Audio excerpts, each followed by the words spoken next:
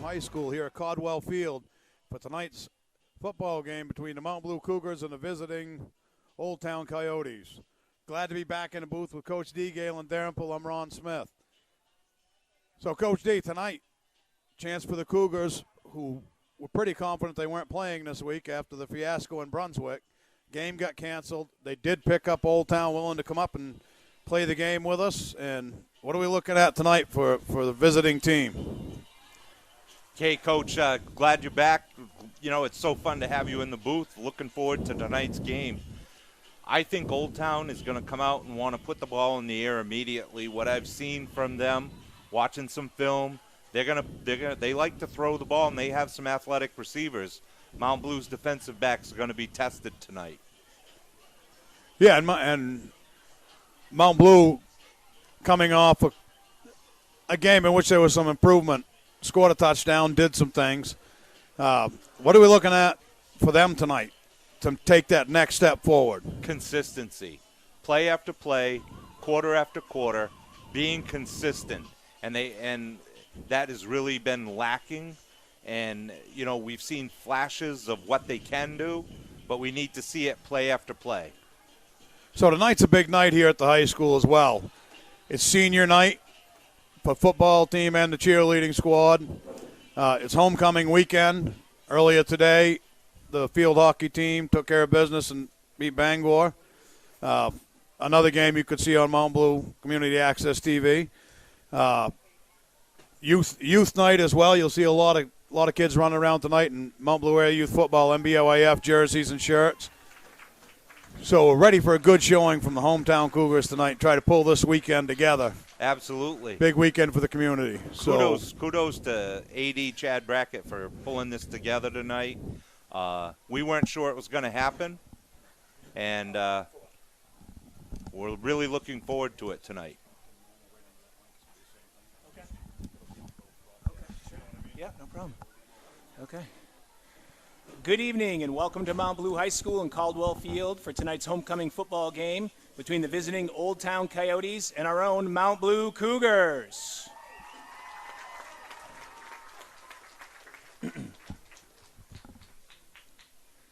Tonight is the final home game for our senior cheerleaders and football players. Before tonight's game begins, we would like to recognize them and their families.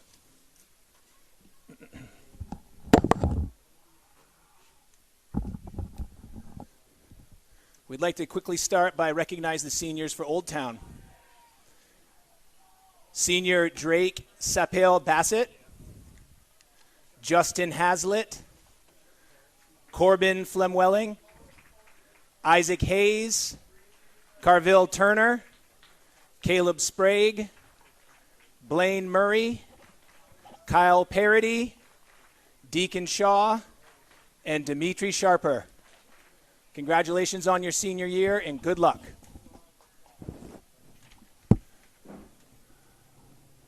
We'll start the recognition with the senior cheerleaders.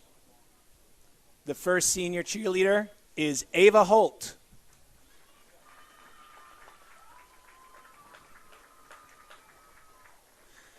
Ava is the daughter of Suzanne Holt. After graduation, Ava is thinking of doing cosmetology school. Ava would like to thank her coach, Danny, for her persistence in always pushing us to be a better team through uncertain times. She'd like to thank her mother for always being by her side, supporting and encouraging her to do her best. Also a thank you to her teammates for all the laughs and memories, making every practice and game a night to remember, and for sticking together to make this season the best it can be. Accompanying Ava on the field tonight is her mother, Suzanne, and brother, Evan. In spirit.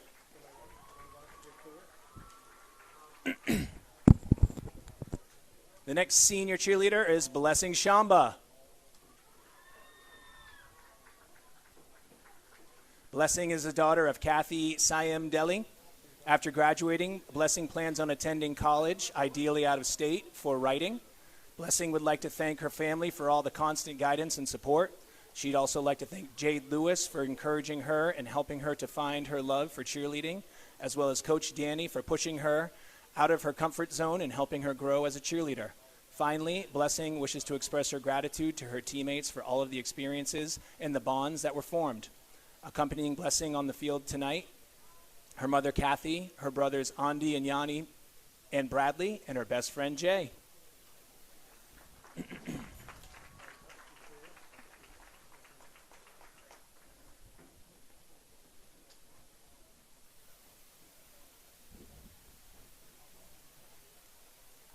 Our next senior, Hallie Sweeney.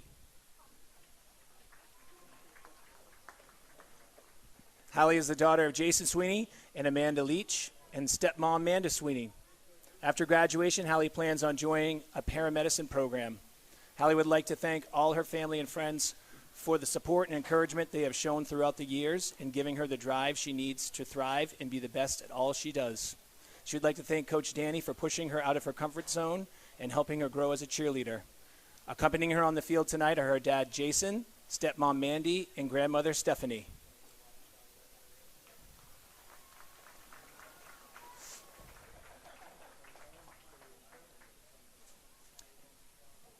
And finally, senior Jade Lewis.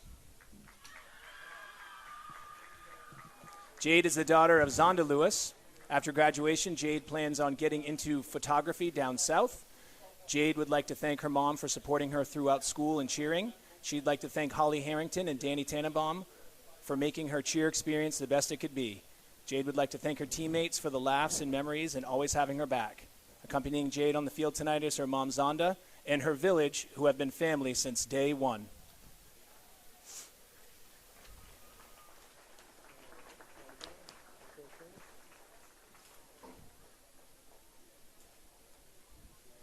And now for the senior football players. Starting off, number 28, Ben Nicholas.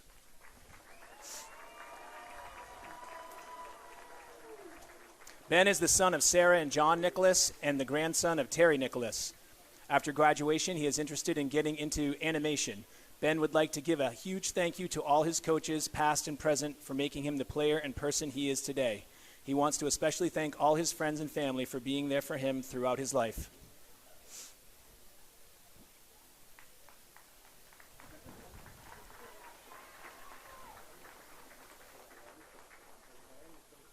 Number 79, Deacon Maxwell.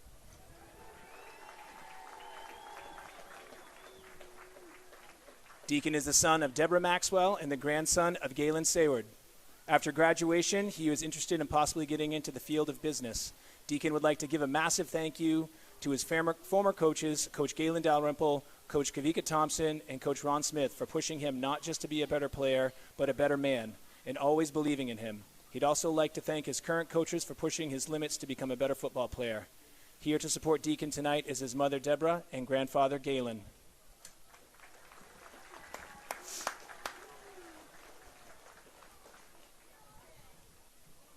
Number 71, Hazen Foster.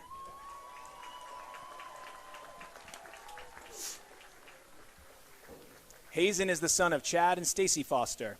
After graduation, Hazen plans on pursuing a career in law enforcement as a game warden or police officer. Hazen would like to thank all of his current and former coaches for believing in him over the years. Hazen would like to give a special thank you to Coach Newhall for always being there for him and pushing him to do his best.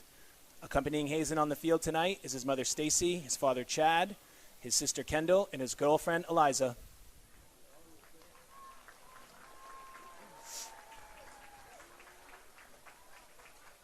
Number 63, Levi Tyler.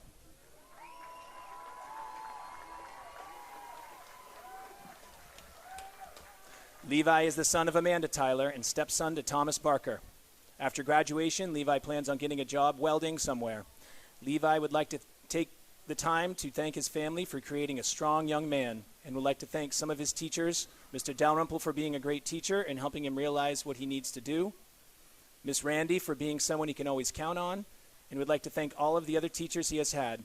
Coming out to the field tonight to help support Levi will be his mother Amanda, his stepfather Tom, his sister Alana, his brother Braden, his brother's girlfriend Brittany, and his girlfriend Natalie.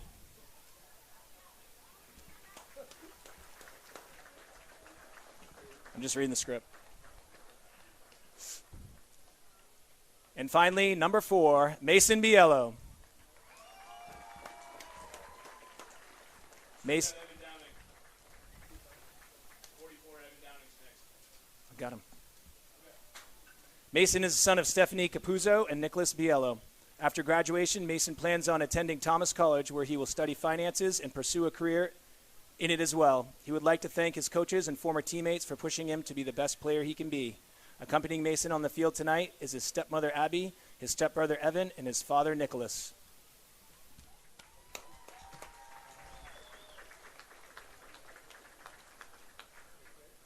And, of course, how could I forget number 44, Evan Downing.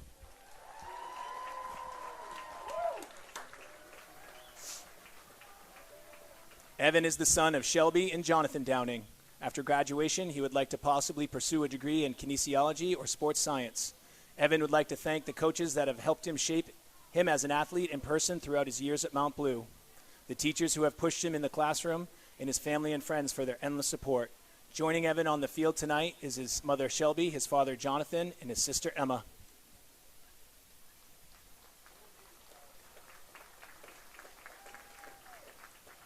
Congratulations to all of our seniors. Good luck with all your future endeavors, and we welcome you back.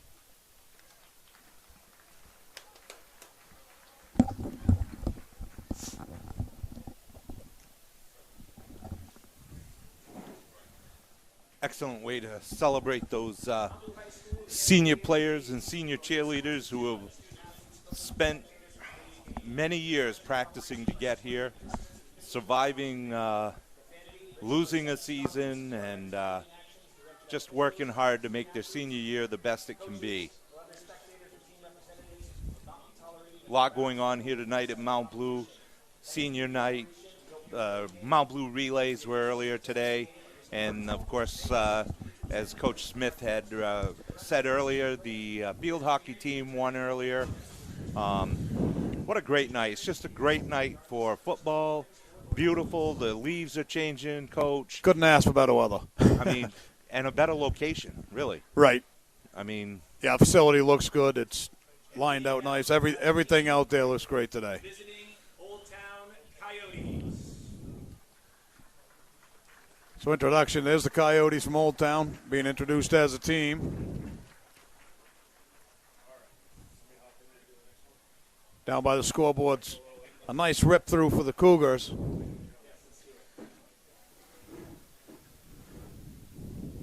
That's a little good attendance tonight at the game too. A lot of people around.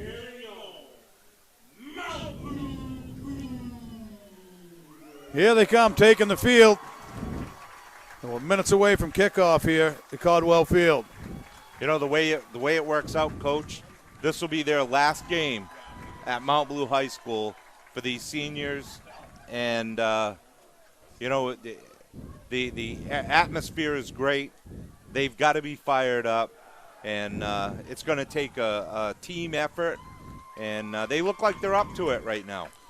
Yeah, there's a lot of emotion on the sideline right now. They're getting pumped up. Early on, it's going to be key here.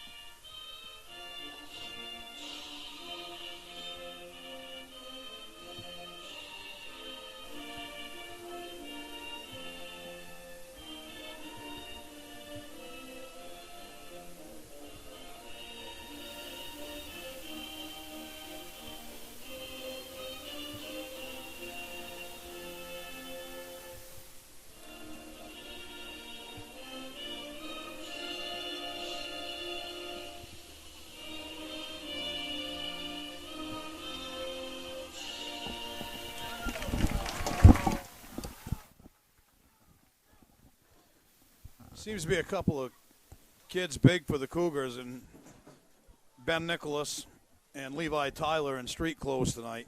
The two starting linebackers. That's going to be a big hole to fill tonight for the Cougars. Evan Downing will be the linebacker that's still in there, that's been there all season. I don't know whether we'll see Farmer or Durrell come back into the linebacker slot. Durrell was playing defensive end last week, but has played linebacker all season. Yeah, and they've got to go with that next man up mentality, versus saying, hey, who are we missing? It's whose opportunity is it to step up? Right. And last week, I think Coach Francosi just did a good job. Multiple players getting in and out of the game, and you could tell the Cougars were, they were fresher for longer, and it didn't turn out the way we wanted to, but, they made great strides, and I think part of that was that the players were a little more fresh throughout the game. So they're at midfield for the coin toss. Hamden being the Old Town being the visitors will call the toss. We'll see if the Cougars receive a kick here. It is the trend, though, that pretty much every team defers to the second half, a.k.a. Bill Belichick. I'm a big fan of give me the football. I am, too. Put the opponent in the hole first.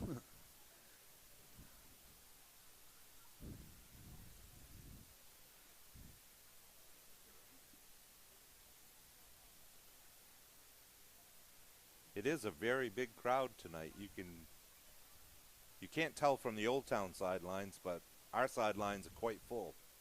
Well, and that's a big travel for Old Town to come down here too. On a late notice, 1 day notice type thing. But we're sure glad they did. Yeah, absolutely. They were headed for Belfast tonight, and I don't know.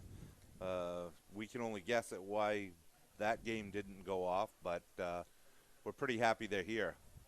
So Mount Blue will receive the kickoff. So there you go. So we'll get a chance to see the offense first, and we'll take the ball.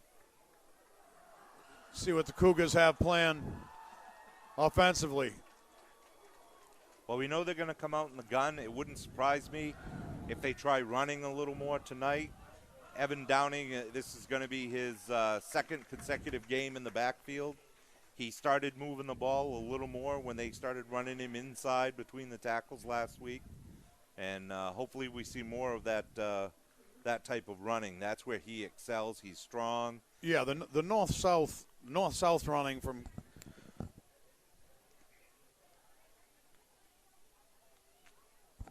north-south running from Downing is a key to this. It's if you can pick up 2, 3, 4 yards every time, right, you can continually put the ball downfield. Side to side a lot of times. You have a chance for a big play, but you also have a chance to lose 5 or 6. Right. And put yourself in some bad situations. And not every runner can run that sideline to sideline. They're not designed to do it. And if there's somebody on the team that's built to run north and south, it's Evan Downing. So number 9, Corbin Flewelling, is lined up to kick for Old Town. Isaac Wrigley is deep for the Cougars. Isaac's had a good year thus far returning the ball. He's a fearless runner. When he gets it, he's not taking a lot of time to decide what to do. He just does it. The approach and the kick. And it's deep. Wrigley picks it up. About the 15, heads upfield. Cuts the middle of the field. He's got an opening. He's going to return it way out to about the 36, 37 to stop for the Cougars, and that's a good return to kick things off. Absolutely. That's how you run north and south. He cut it back into the middle of the field, got a little bit of a seam, got it out across the 35-yard line. Good starting field position for the Cougars. So Evan Barker in the backfield with Downing. Meter quarterback. Brody Walsh. Evan Sterling out wide. Evan Sterling's a big frame, too. He is a big target.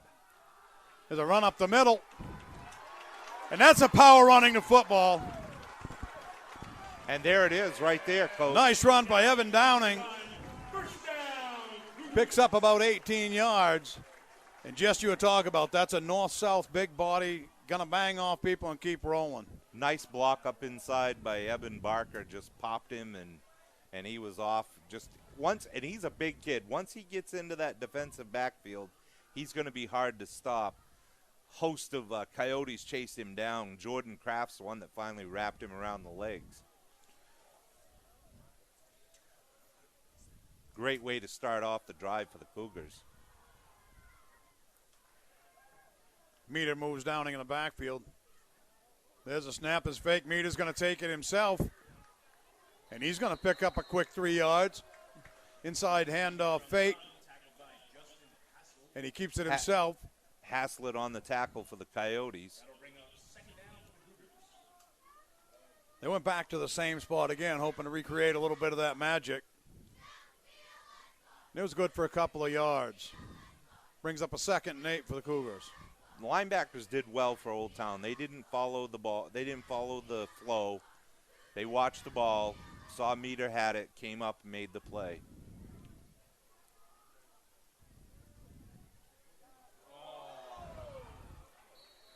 And that snap is high and over Meter's head. And that's going to cost the Cougars about 12 yards.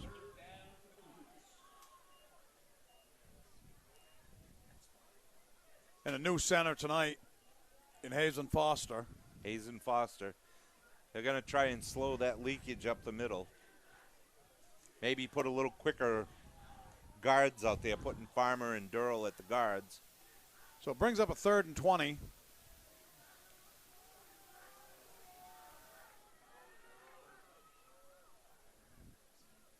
Comes a B-gap blitz. Meter steps up. He's going to pull it down, makes a nice cut. And he's going to get about 6 of it back. Deacon Shaw made a nice shoestring tackle there as Meter tried to get to the outside. So it's going to be 4th and 15 for the Cougars. And Biello's back in a punt formation.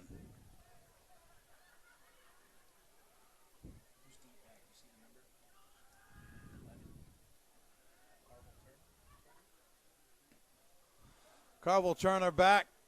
Kick's going to come down and take a bounce. He's going to pick it up and scoot up the right sideline. And he can move.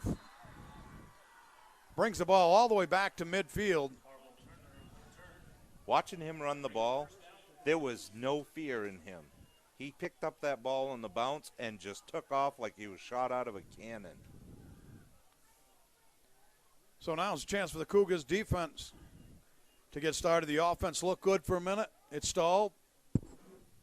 That bad snap, you know, and that's what I was talking about, that consistency earlier in the game. Bad snap, bad penalty. You know, you've got to stop those things if you want to sustain drives. You know, that put them at, 2nd or 3rd and 20. That changed your entire dynamic of your drive. So they come out in a pistol here. Pitch the ball back to Carver. He's going to try to cut. And that was strung out nicely. Good job on the left side of the Cougars defense right there, stringing the ball out. Forced them to make a decision at the sideline. Very good. Charles Stevens over there stringing them out toward the sidelines. They lost a couple on that, and it's going to be a 2nd and 12 situation.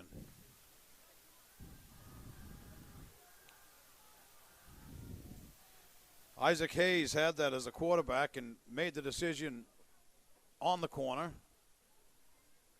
Back in motion, fakes. He's going to keep it up the middle. Hayes is going to run forward and pick up about 4. Hayes and Foster in the middle there wasn't going to give up much more yardage on that. It was still a 5-yard pickup on the quarterback keeper. So 3rd and 7 and coming up here. And a big defensive play early on here for the Cougars. Yeah, we really need this stop right here. Get the ball back, get that momentum back.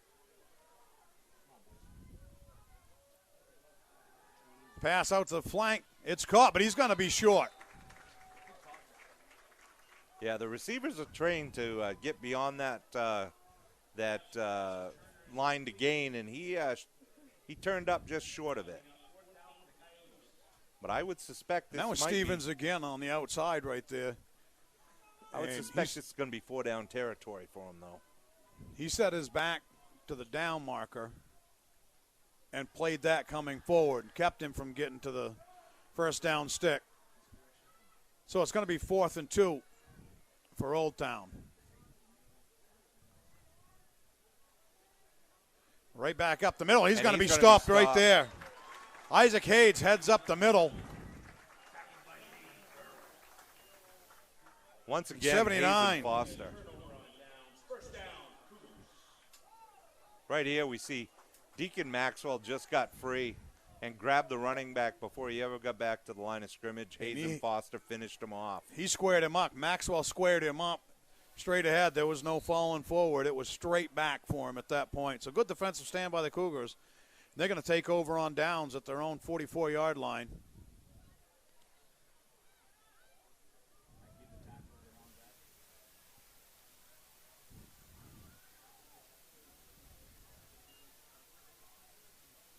Downing goes in motion to Meter's left. Quick pass out. Inside cut, and he's going to get back towards the line of scrimmage, maybe pick up one.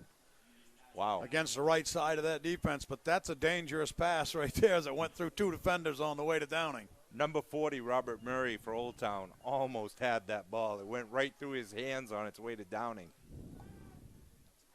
And if he had picked that off, there was only one thing between him and the goal line. Green grass. Green grass. So it brings up a 2nd and long 8 here for the Cougars.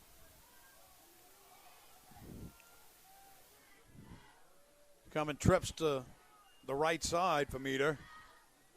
Turn back to throw. Quick pass out to Evan Barker. He makes a nice cut. Evan Barker makes a great cut. And Evan Barker's down to the 10-yard line. First down, Cougars, and they went through the red zone and wound up at the 10. Great cut by Eben, back to the inside here, feeding off. Great block on the outside by Evan Sterling Sterling. there that allowed for a great cut, and the Cougars are in business. Evan Sterling stop block downfield. 1st and goal from the 10. Meter keeps it himself. He slides up, and he's in. Jaden Meter for the touchdown. Jaden Meter patiently let some blocks open up for him underneath. He made a great cut, too. That's what I'm seeing. They are really reading their blocks tonight. So that's a great answer by the Cougars after stalling on the first drive to come right back and go down the field. Big play to Barker, sets up the 10-yard run from Meter. Mason Biello in. There's the hold. The kick is up, and it is good. So 5 minutes, 51 seconds left in the first quarter. Cougars go up 7-0. Huge, huge series for the Cougars right there to come back after that, that last drive stalled. They held on defense and answered with a touchdown. Great effort by the Cougars offense. I was a little speechless there. I was trying to remember Evan Sterling. He made I just can't get over the block he made to break Barker. Gave Barker the opportunity, inside or outside, where right. he wanted to go. And as soon as he turned just enough to seal that, you saw Barker go inside, turn on the Jets, and next thing you know, 35 yards later, he's down at the 10. So this will be Cougars kicking off left to right here. They received the kick to start the game, so this will be Biello's first kick of the night.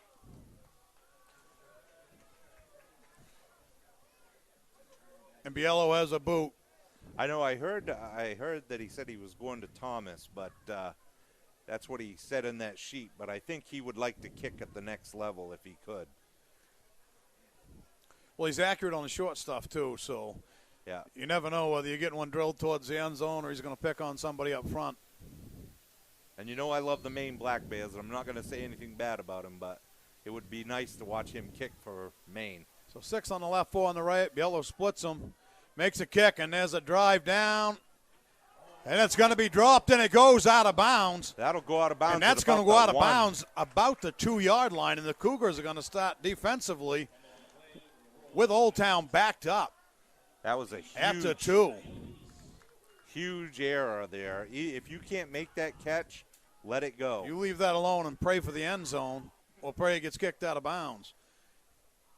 Instead, Carver went over to make the kick and kind of went half at it, and then was like, oh, I better make that catch, and it was bouncing off into the sideline. So big spot here for the Cougars defense as Old Town's pinned deep.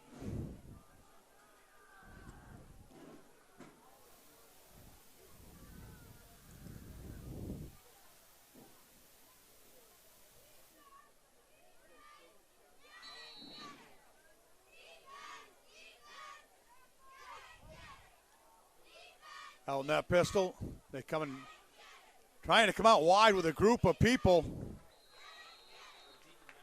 And Deacon Maxwell again. Deacon Maxwell and Charles Stevens came up on that as well. Deacon came to play on his senior night for sure. A couple of big stops for him. He's going to bring up 2nd and 6. He's definitely setting the tone right now. It's good to see for the Cougars. It's good to see that.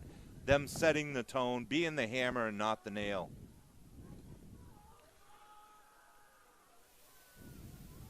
A lot of razzle-dazzle in that backfield. So it's key to watch the ball and pay attention to where the ball's going and not read players. There's an outside pitch. Downing's going to drive him out of bounds. Downing and Evan Barker over there to make the play on Davon Alston. Alston has been Old Town's big receiver throughout the season. He's got some serious wheels, so Sterling did a good job turning it inside initially, but just the quickness of Alston, he popped in, and then back out a third time and finally got that corner. But all that was a game of +3, so 3rd and 3 coming up here. The Cougars would like to get a stop right here and force a punt from deep in the end.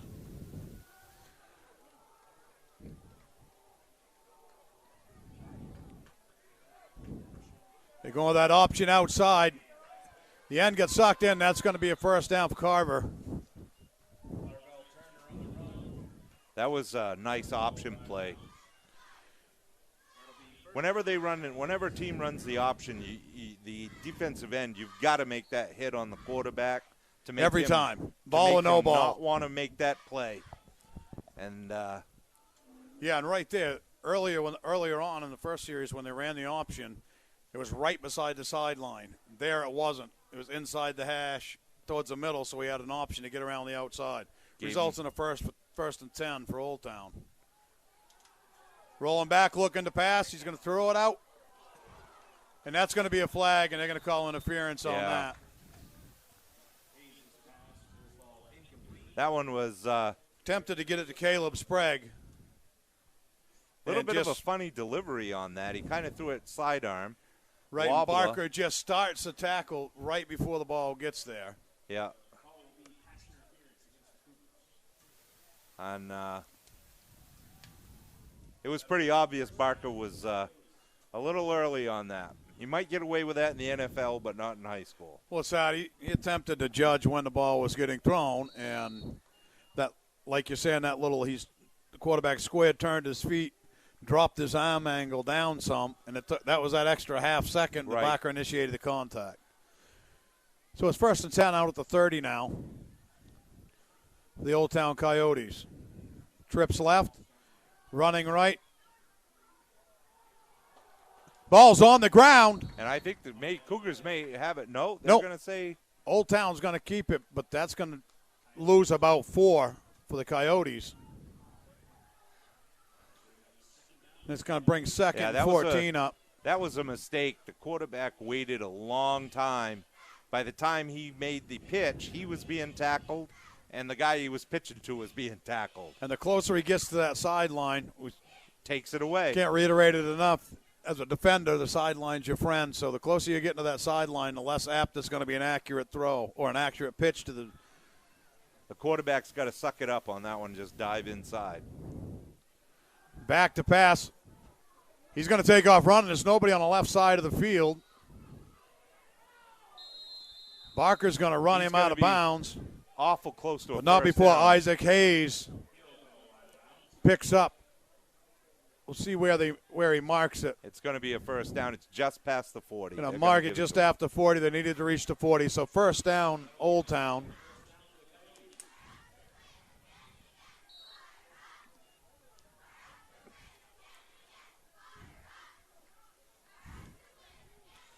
That's when you wish you had a couple more defenders at the point of attack. Everybody that goes deep, the flats wind up open.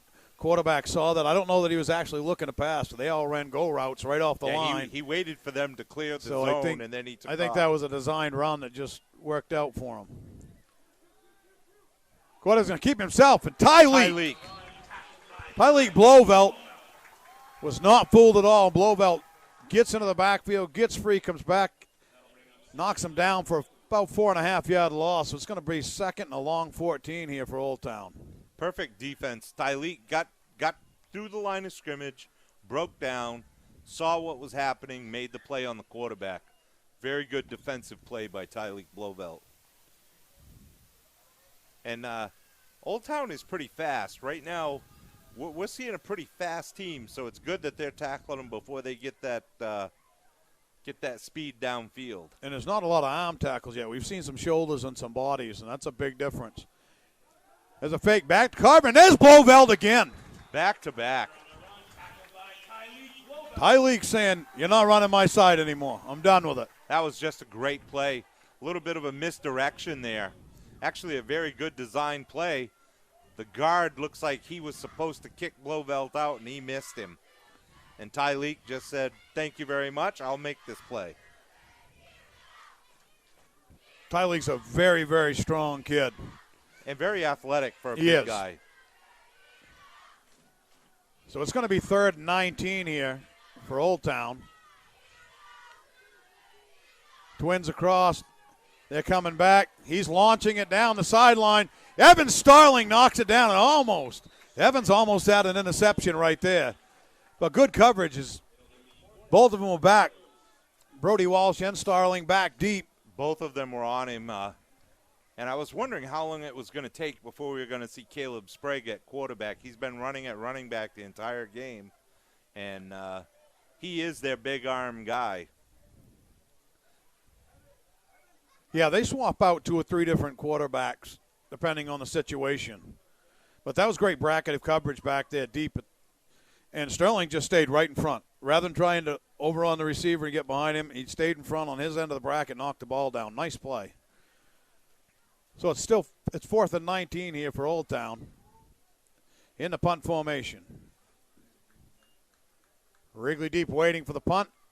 It's a good boot. It's catchable. Wrigley's going to get back on it after he touched it. He got hit, dropped the ball. He's going to get back on it, and the Cougars will maintain possession at about their own 38. Yeah, Isaac's probably going to kick himself on that. That if he had caught that cleanly, he had one person to beat, and he had a wall in front of him. He had some room to the right for sure. So 1:04 left here in the first quarter, 7-0 Cougars. First possession was 4 and out. Second possession was a touchdown. So we're going to see what they do in a third possession.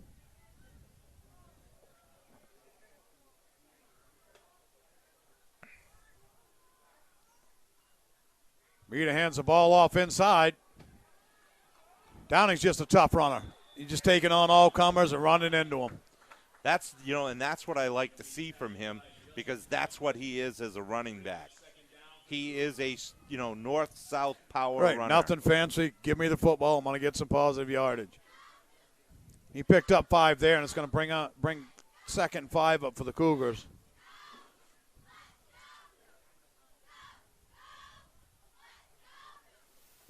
You haven't seen Meter yet throwing the ball deep, so we're going to see what's going to happen. At some point, they're taking a shot, I got an idea. But not before Downing runs again. He's going to pick up 3 more.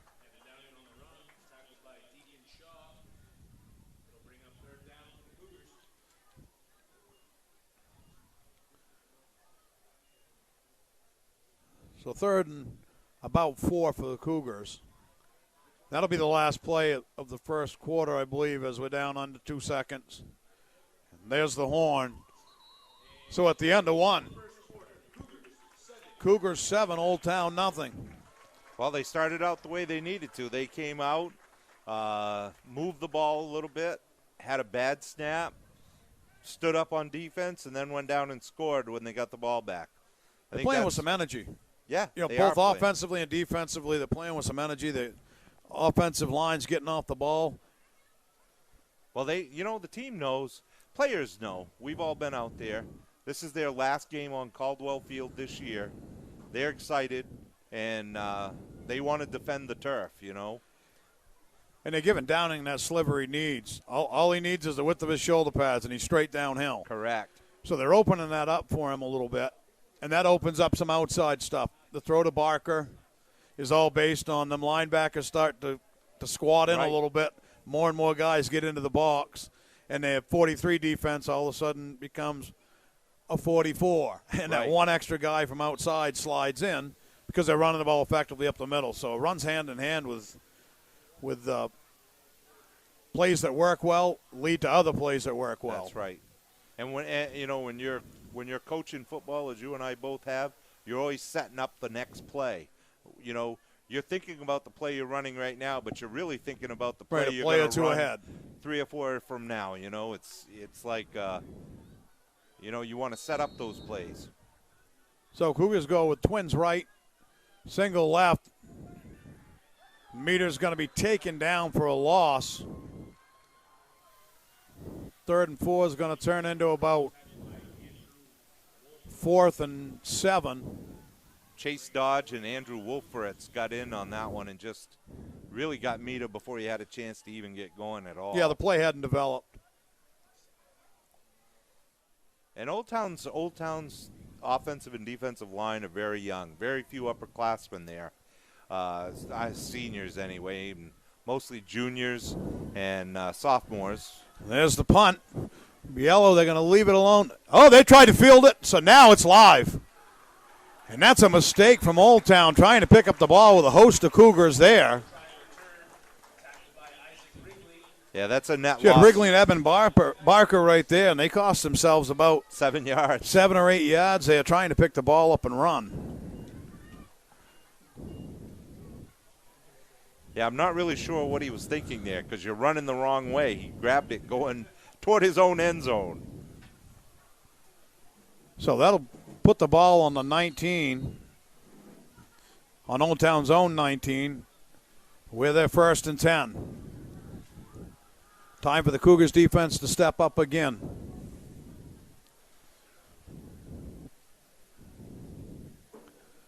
Shotgun motion, 2 fakes, and then outside handoff. And there's the wheels we were talking about, being able to hit to the outside and run. And that's Devon Alston, and he's just got wheels. And we can't let him out there. If he gets outside of you, we talked about him not before gonna the catch game him. starts. He's got the wheels. He's a playmaker, and if he gets out there in space, he can make things happen. So he's the type of guy you want to get him before he gets that head of steam going. So 1st down and 10, ball's out on the 40 now. 21-yard run for Alston.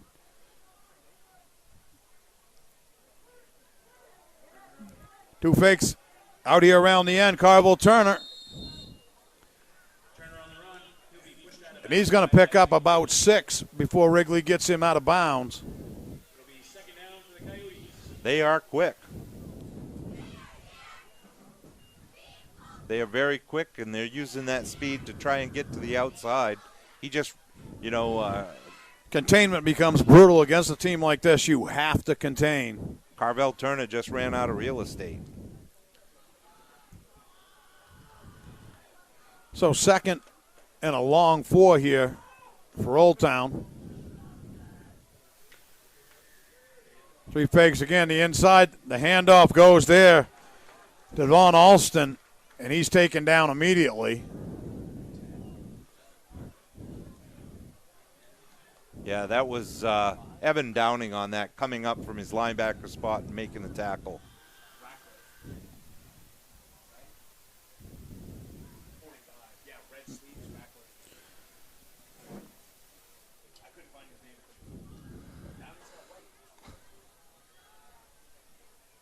So 3rd and 4 here.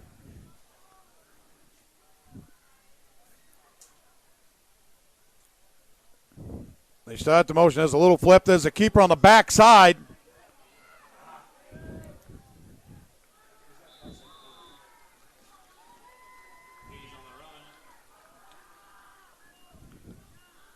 And that's going to move the chains for him as Isaac Hayes keeps it himself. That fake pitch bootleg, that was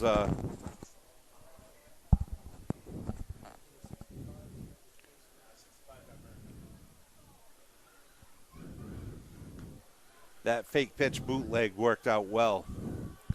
Well, that's the first time they've run it like that, so it was a brand new play and a big spot for them. And now on the Cougars' 45-yard line. 1st and down for the Coyotes. Motion, ball's on the ground. They're going to jump on it. Cabell Turner jumped on it. Good heads-up play because we had a couple of defenders headed for the football. Yeah, that's a couple times now they've dropped that ball in the backfield.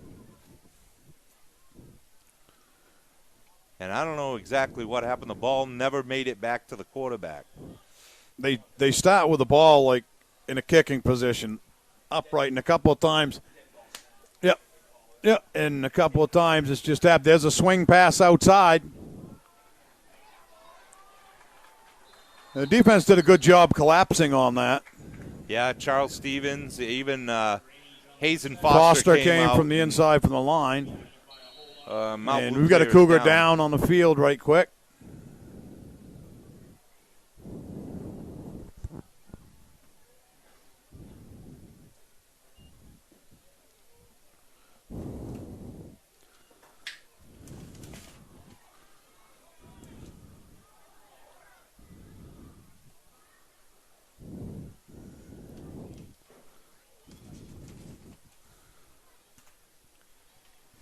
Well, they attended the player on the field.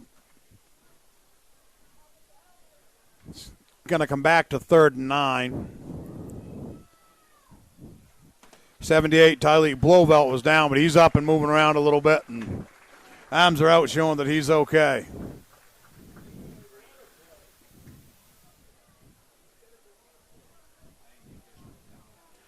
He's going to come off for a minute. He's going to get looked at right quick. But he seems to be ran off the field, so he seems to be in pretty good shape. I think he pretty much grabbed the pile and pulled it down on top of him. And Deacon Shaw from Old Town's down, and he's being looked at the same time.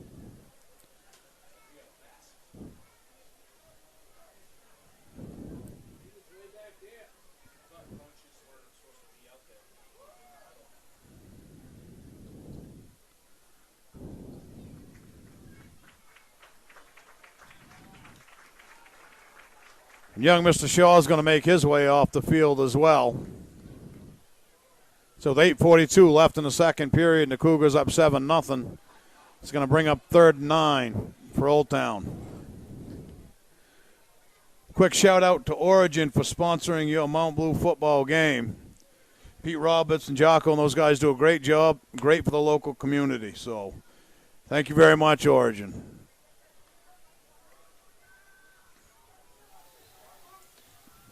Another opportunity for this Cougar defense to make a big stop here.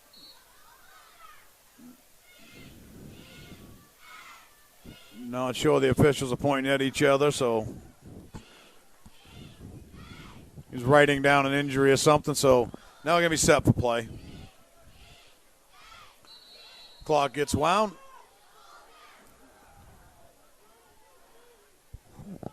So 3rd and 9. Back to pass.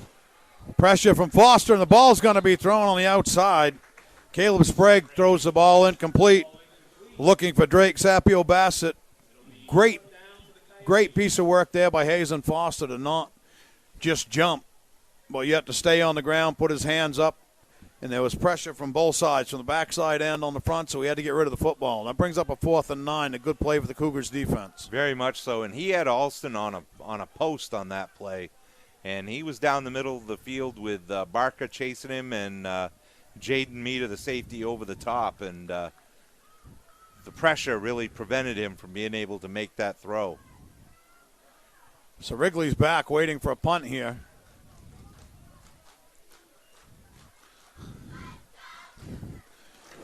Flag on the play. Wrigley called for the fair catch, caught the ball at the 21, but there's dirty laundry at midfield. We're going to see what that looks like.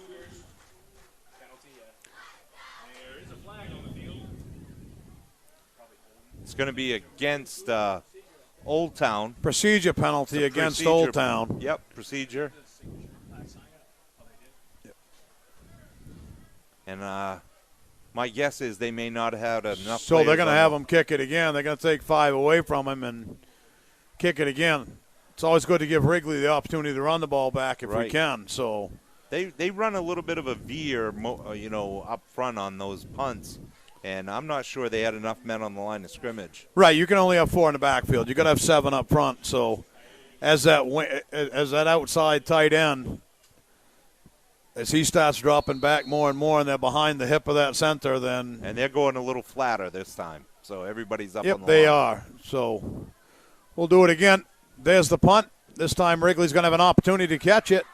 Moves upfield, makes a couple of guys miss, and Isaac Wrigley gets to the outside. He's turning up, and Wrigley turns on the Jets, and he's going to cross midfield down to the Cougar 40, Old Town 47. At the start of the season, we called him the mystery man. Now we're going to call him Slippery Wrigley. Well, I can tell you, when he was a middle schooler, I called him water. He just sifted through your hands. Because no matter what you tried to do, you couldn't stop him. He'd just flow, and next thing you know, he's over there. Yeah. And then he's 12 yards downfield, and you're like, how did he do that? We had him stopped. But it's like trying to stop water in the driveway in the spring. So he just dodges and weaves and spins. So Cougars back on offense with 8:06 to go. Ball in the Old Town 49. Meter back to pass, throws a little dip across the middle to Brody. And Brody Walsh is going to pick up 9 or 10, depending on where they spot him. That was a good play. Brody came across the middle, looked for the ball. Actually, 3 Cougar receivers were wide open on that. Downing was open to the left, and Isaac Wrigley was open deeper downfield on the left. So second and a short 1 here for the Cougars at the 39. Everything gets better when you have 2nd and 1. Opens up the playbook a little for sure. You can run whatever you want. Meter jogs up to the line, gives him the line call. Goes back in the shotgun formation. Snap from Foster, inside handoff. And Downing's going to, we'll see where they mark him. It's going to come, where they mark him, it's going to be no gain on the play. It's going to become 3rd down and a long 1. That time Old Town had a little bit of inside presence. Yeah, the outside linebacker was coming on that play, and he, they just overloaded the line there and came in, and Downing really had nowhere to go. Penetration ruins any play. I don't care what you're trying to run. If you're not running a screen, penetration's a bad thing. So 3rd and a long 1 here for the Cougars. Meter back with trips to the left and a single to the right. Meter's going to take off up the middle. He can't get the pass. Can't get the pitch off. Now it's going to be 4th and 3.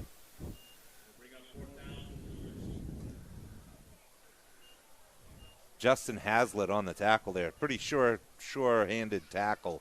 Got his hands on Meter and didn't let him go.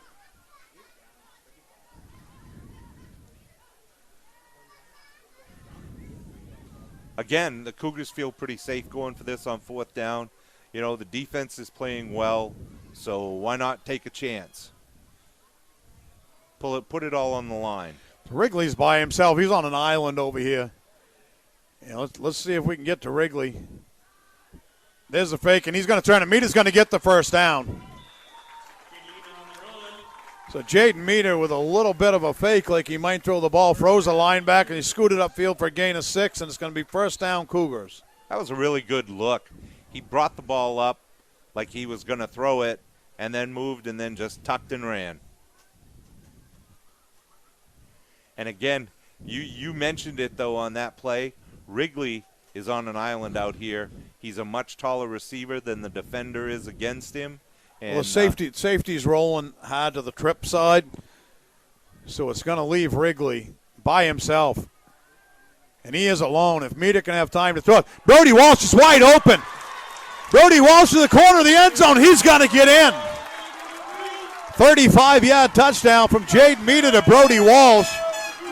As soon as Wrigley came and went inside, like he started to go across towards the safety's face, and nobody was in the flats.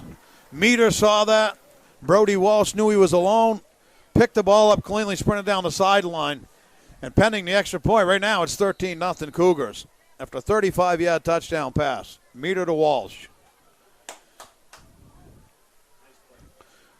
Biello in for the extra point. The ball's down. The kick is up and good.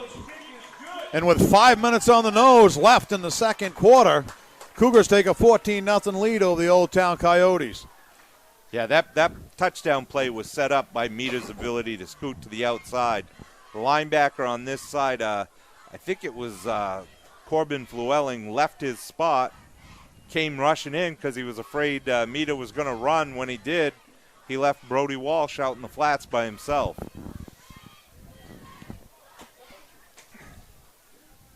And that really wasn't much they could do there once Brody got the ball. No, nobody was on that side of the field. They were all inside the hash. So then it becomes just a straight foot race, and I'm going to take the guy who runs in a straight line versus one that runs sideways all day long.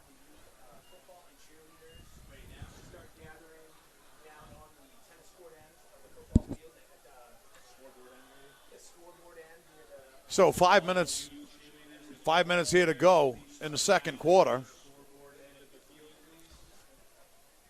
And the Cougars are up 14. Biello's going to kick off. They go with a 6 left, 4 right formation most of the time with Biello splitting them. And last time, this started early for the Cougars. If you remember, an attempted catch at about the 4-yard line on the kickoff that was fumbled out of bounds set the Cougars up in great field position early on in that drive due to the punt. Biello with the kick. And he's dropping it down in that corner again. And this time, he stopped the ball. He downed the ball at about the 2, and Oxford Hills is going to find themselves deep in their territory to start again. Yeah, I'm not. Doesn't matter where the player is, it's where the ball is. I'm not sure what he was thinking there, once again. Biello's done it great. He's getting the ball to stop just before the end zone. So you have to make a play on the ball. And he pretty much downed it. With his foot out of bounds, touching the ball creates a down situation. I'm still scratching my head, Coach. I'm not sure why I would have touched that. I would have let it roll into the end zone. Well, it was either going out of bounds or into the end zone. 2 out of 3 things that are going to happen right there for the Cougars are bad. It's either going in the end zone, and it's a touchback, or it's going out of bounds, and it's a penalty. The only good thing that can happen for the Cougars is if they touch the football and either fumble it out of bounds or down it.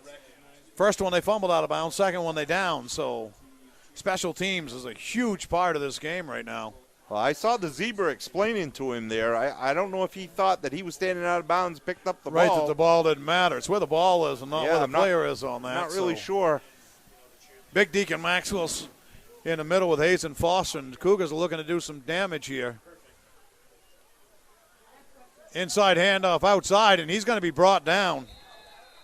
Alexander Ratcliffe made a nice play and came up from that linebacker spot. Really did. And shot the B gap and grabbed him, brought him down. So nice play from the Cougars defense, and he actually lost a yard.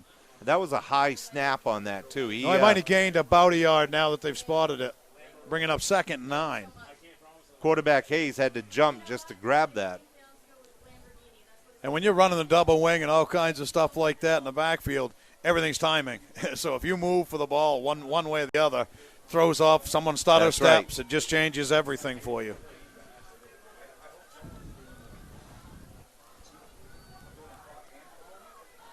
So 2nd and 9 here for the Coyotes. And there's a ball flopping around the end zone. He's going to pick it up, and they're going to try to at least. Ball's on the ground again. It's a safety. The ball was fumbled initially, picked up by Old Town, attempted to go forward, fumbled again, recovered, and it's a safety for the Cougars. And now the flag comes afterwards as there was some Old Town kids. They're getting a little bit excited about the calls and what was going on here. So we'll see what the penalty is, but we know there's 2 points on the board right there, the safety for the Cougars. Well, I think they're a little upset because he was still on his feet and the whistle blew, and I think they thought that they were outside the end zone. So we're going to have 2 points for the Cougars on a safety. Cougars going to get the possession. And an unsportsmanlike penalty against Old Town is going to push him back even. Is going to push him back even deeper rather than being up on a 35. I think they're going to kick this from the 20, and the Cougars should get good field position out of this. With 3:59 to go in the half. The way the Cougars are moving the ball right now, that's more than enough time to move the ball down the field. Very much potential to put some more points on the board. They're up 2 scores right now. I can guarantee they'd like to have that 3rd score here to have a little bit more of a cushion. Got 2 new faces back there deep with Wrigley. We got Ratcliffe and Evan Sterling back there.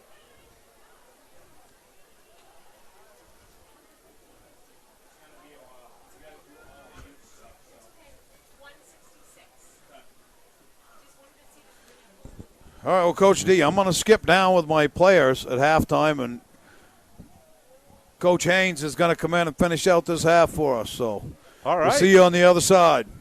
Welcome, Gerald. Here we are, triplets. Hey, here we are again. Thanks, Ron.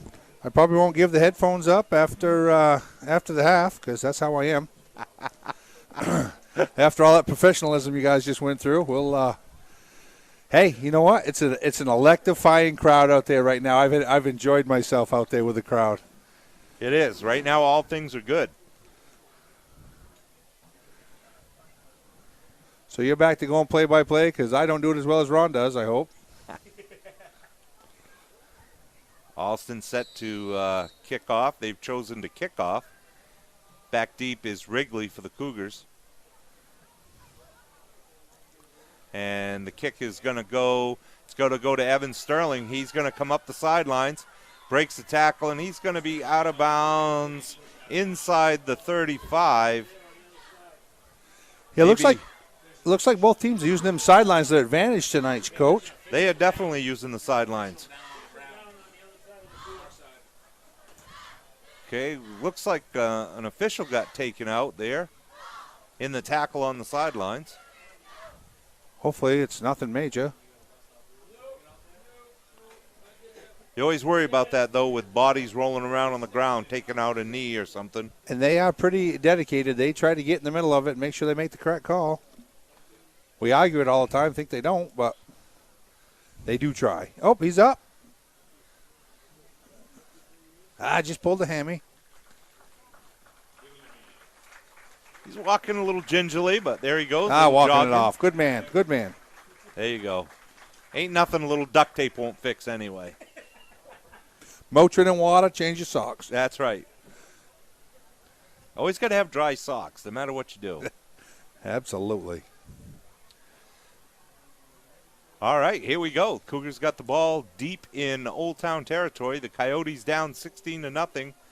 Your Mount Blue Cougars up here with 3:54 to go in the first half.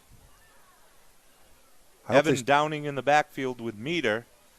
We have Wrigley, Brody Walsh, and Evan Barker to the left in the trips formation. Evan Sterling to the right. I hope they feed Evan on a few plays here and run the clock down and end this half with a solid score. You know, I never thought I'd say this because you know I love running the football, but I'd really like to see him put one up for Wrigley and see what he can do down that sidelines with the smaller defender on him. We were talking about that in the stands down there. It's like, yeah, that's what we're hoping for. And who called that timeout? Did you see that? Old Town. Coyotes Old Town did. called that timeout. Slide over Apparently they didn't like the trips formation that Mount Blue came in, or they didn't like the defense they had set up for it. The Cougars feeling pretty good about things right now. You know, they're up by 16. This is new territory for them, and I think the players have come out tonight ready to play. They're hitting, they're flying around to the ball. Just everything's more fun when you're winning. Winning solves everything. That's right. Or being ahead helps them right now. Big confidence boost. It is. They need it too, and these guys have worked hard, and they're playing well. They are playing well. Didn't know how well that Mount Blue's defense was going to adapt to that. You know, I'm sure you guys talked about the Coyotes, and they kind of got like a pistol double wing. Exactly. That's what we were talking. They run a modified double wing out of a pistol or a shotgun formation. Lots of misdirection in that backfield. Okay, so they're back out in almost the same formation, except that Charles Stevens taking the place of Brody Walsh. And the handoff's going to go up the middle to Downing, who cuts it to the outside, and he's going to run out of bounds at about the 30-yard line. That'll stop the clock for the Cougars. And Like gain of about Blovelt 5. might be wounded. Tyleek Blovelt down again on the field. You're absolutely right. And he's not giving up. He's just going to walk back to the line of scrimmage. Looks like he might have an issue with cramping.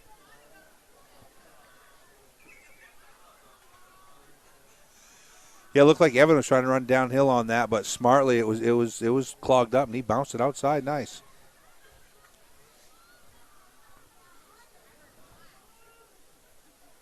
It's good to see Nathaniel Hutchins starting at left tackle. He's a hard-working player. It's good to see him out there. Yeah, his big brother here in the stands watching him tonight. The ball's going deep to Sterling, and he got it. Touchdown. Beautiful. What a catch. Beautiful throw and catch. Meter to Sterling. 30 yards, touchdown. That was very nice. And Jaden never was considering going anywhere else. Evan Sterling looks up and just pulls it in over the shoulder. Touchdown. Right in front of all the NBAYF players waiting to go out on the field. That's got to motivate them. They'll be pretty excited about that. It did not take the Cougars long. 18 seconds to score. Biello's kick is up and good. 3:38 to go in the first half. 23 for your Cougars. Old Town nothing. And, you know, this is a game kind of like last week, Coach, that only it's reversed. That last week I kind of felt that the game was close and close and close, and Brewers started pulling away. And tonight it's the same thing. It feels like it's close, close, close, but now it's Mount Blue that's pulling away. Yeah, the Coyotes are putting up a pretty good fight, and I'm not going to be surprised to see them put some points on the board. Right. And they've been a very respectable foe, but Mount Blue is just pulling ahead, better. They're executing a little better. Yeah, exactly. Because they've kind of did it to themselves a couple times with a few fumbles, bad snaps, and poor decision making on the punts and kickoffs, getting trapped deep in their own end. Yeah, just mental mistakes. And they're a Class C team, and they come in and play Class B. I'm sure they got a little jitters. Right. And they're trying. They want to perform well. They're putting their heart into it. And as you know, sometimes you act, don't think. Right. And we played Old Town back when the old Class B before they reshuffled everything. And it was respectable then. They were respectable. MDI, all those teams that now play in the Class C. Biello's kick. Oh, and we have a penalty flag, and I think somebody from Mount Blue got a little ahead of the kick on that one. Got a little excited. Is that offsides then? Yeah. You don't see it very often, but it happens on the kickoff. Somebody gets in front of the kicker. Zebra had one job. He did it. There you go. That's all he has to look for.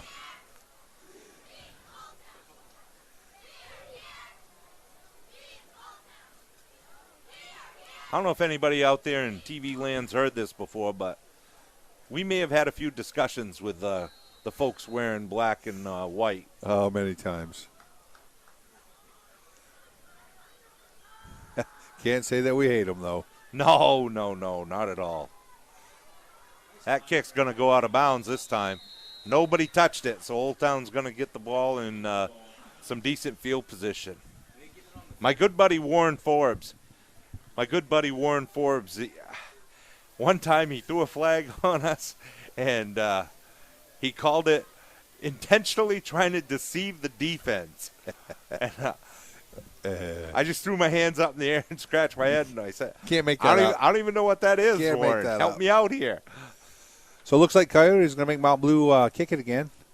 I was coaching with Jerry Williams at the time. He pulled out the rule book and said, Warren, can you show me that? Oh, we love him, though, don't we? That's legendary stuff right there. I love Warren. He's done it a long time, so. Mason Biello set to kick off again. They're going to make him kick again. I'm not sure why, because right now the Old Town Coyotes have not had good luck returning the kicks. And again, once again.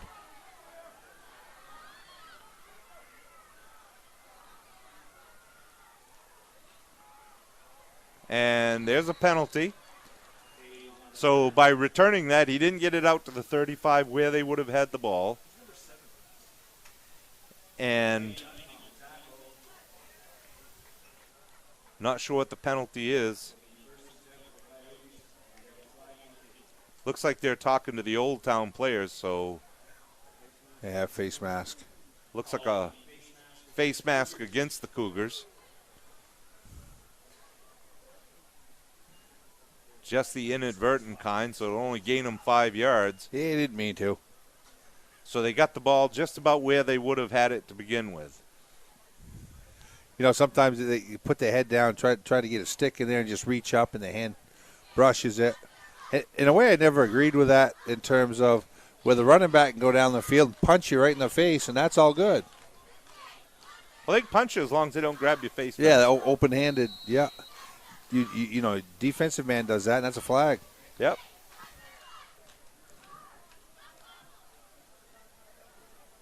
Little misdirection.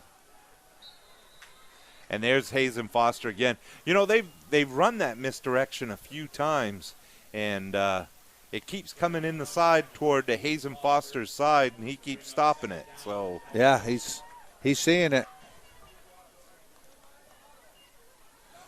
You know, the Coyotes line is pretty short. They are. They're Asia young, can definitely too. see over them all. Yeah, they're a young offensive and defensive line. We were talking about that earlier. A lot of sophomores starting for the Coyotes on that offensive line. They're senior heavy in the skill position, though. Yeah, that opening kickoff there.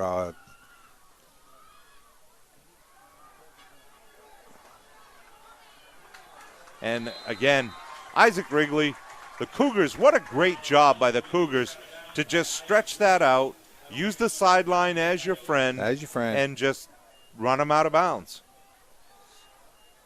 That's the way to do it, Isaac Wrigley. Yeah, Wrigley's going to take a breather. We were talking earlier, talking about the Coyotes and they're strong on their skill positions. I didn't mean to kick off that punt return.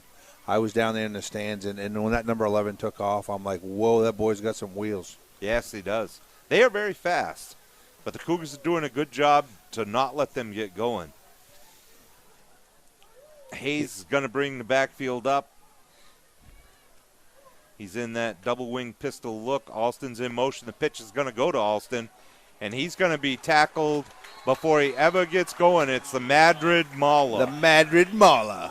Hayden Durrell on the play. The Madrid Mauler stops him before he ever got a chance to go. Since they moved into that defensive end position, he has been solid. It's kind of a natural for him, I guess. He likes it. Right?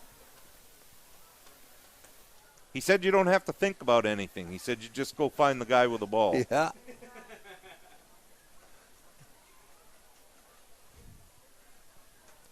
We got 1:49 to go in the half. The clock is running. The Coyotes seem to be taking their time. I'm not sure. It's 4th and 18. Running out all the clock they can before they have to punt They're it. just trying to prevent the Cougars from getting any clock. And now they're going to take a timeout.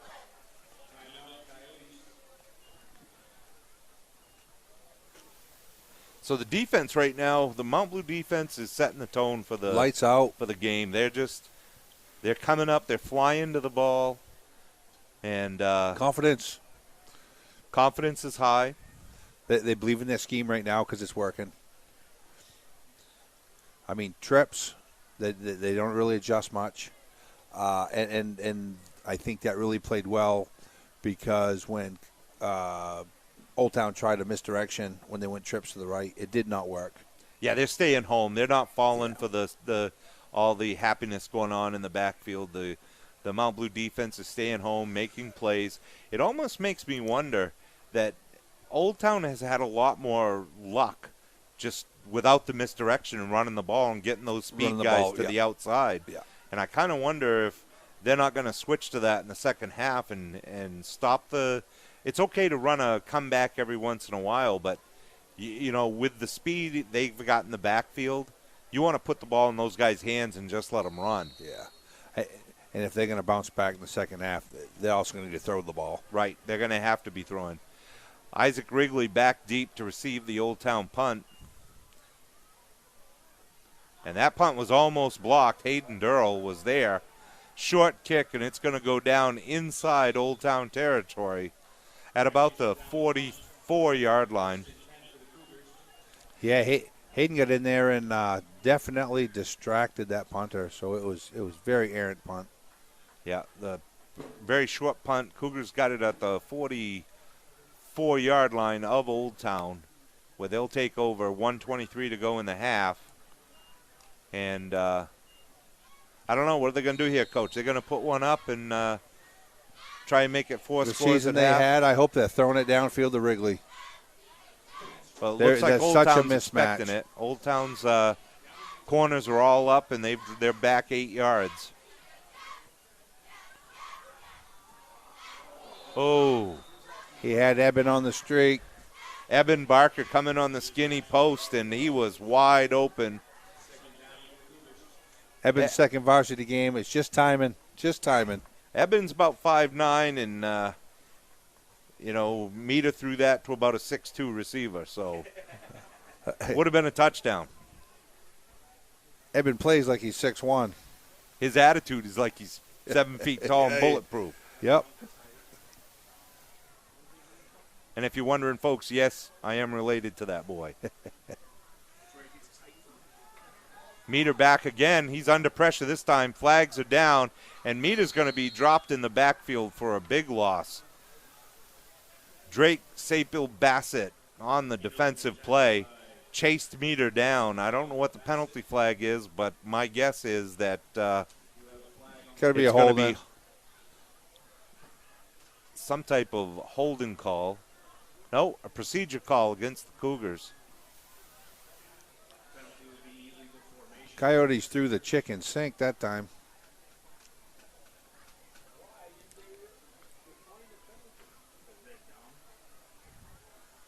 Did they accept that penalty? They accepted the penalty. So you're going to replay second down, don't you? Yeah. Why? Old Town once again makes what I would call a questionable decision. Sliding them back to try to eat the clock up. They accepted the penalty and took away the big sack, unless it was a dead ball.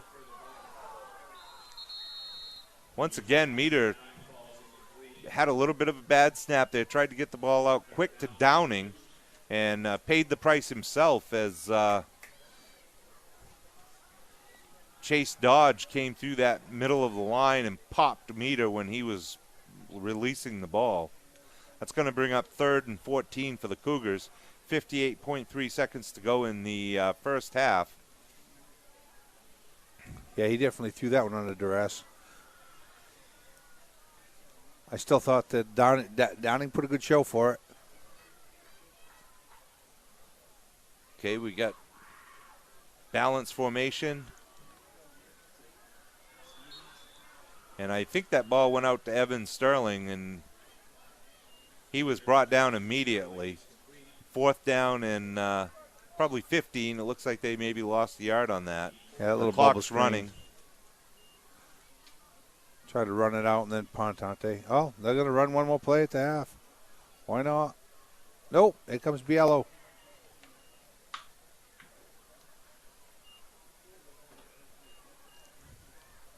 Mason Biello set to punt for the Cougars. And they'll probably let that go down. He'll probably be watching that back, Judge, when he starts. No, he's going to kick it.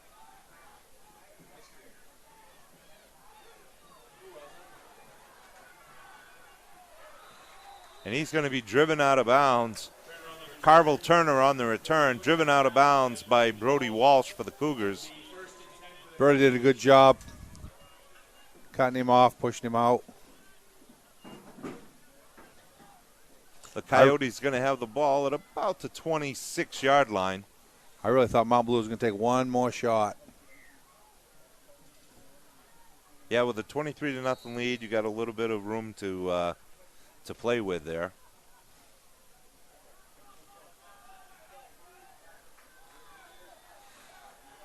So it looks like they're coming out in the spread, and we may have a new quarterback now. Looks like Caleb Sprague, the big arm for the Coyotes, is now in at quarterback. Isaac Hayes was lined up as a receiver that time.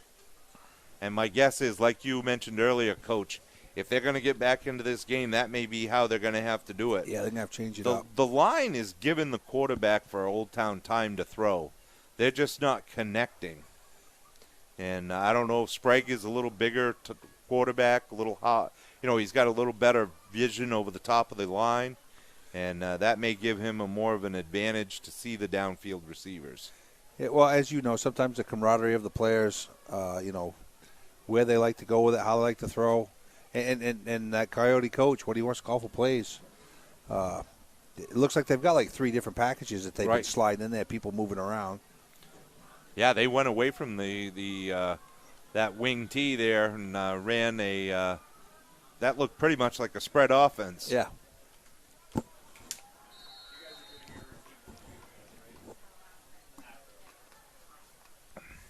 Okay, Sprague is in at quarterback now.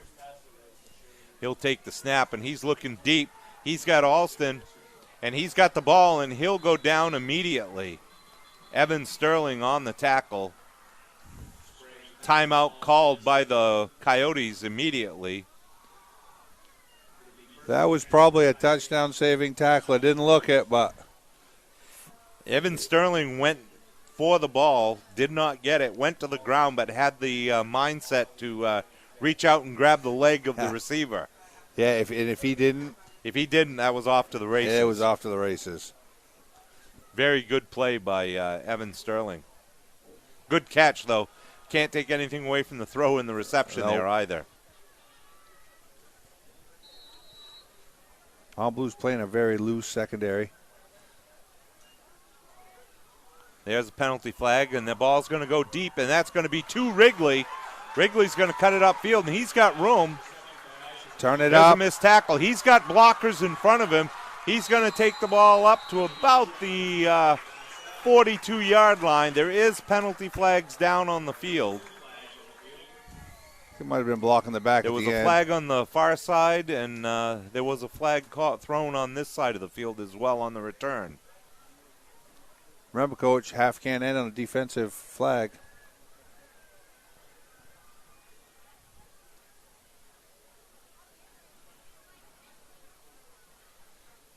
The officials are all talking. They're talking to both the Old Town captains and the Cougar captains at this point. Everyone's pleading their case. It may be a situation where we had a penalty against both teams and we call it a half.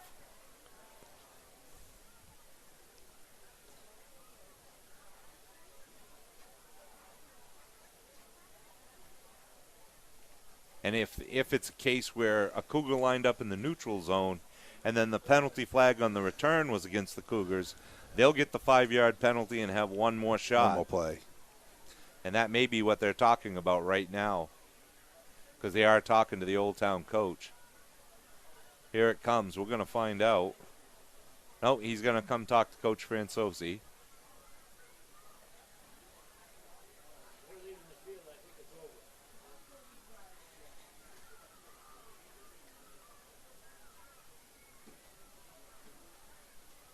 Madrid Mala's going to figure out what's going on.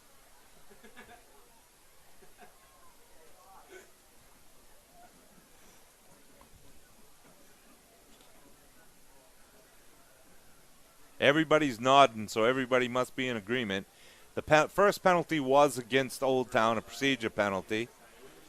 And then a block in the back, you called it, Coach, against the Cougars, and that's going to be it. That'll be the half.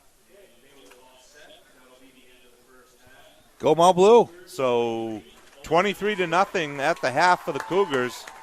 And that may be the best half of football that we've seen from the Cougars this season. That was a very good half for Mount Blue. Everything came together, though. They played, but one of the keys to that entire first half, they played with enthusiasm and they played fast. They did play. They were flying around. And it's just huge. It makes a huge difference. They were flying the ball. They were causing turnovers, and they asserted themselves. They did. Home field. Homecoming, MBAYF night. Well, all kinds of fun things happening tonight. So now we get to see a nice show from our cheerleaders, Mount Blue cheerleaders. We do have an extended halftime here, and so the cheerleaders are on the field. The youth football teams and their cheerleaders are ready to come onto the field. If we could take a moment, I'd like to introduce the cheerleaders that we haven't talked about all season long.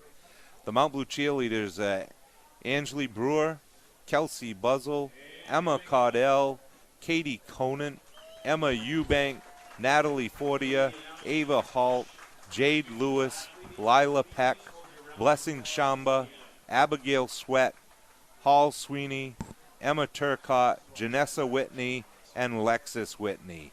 And they are coached by Danny Tannenbaum. Great job all season long by the Mount Blue Cougar cheerleaders.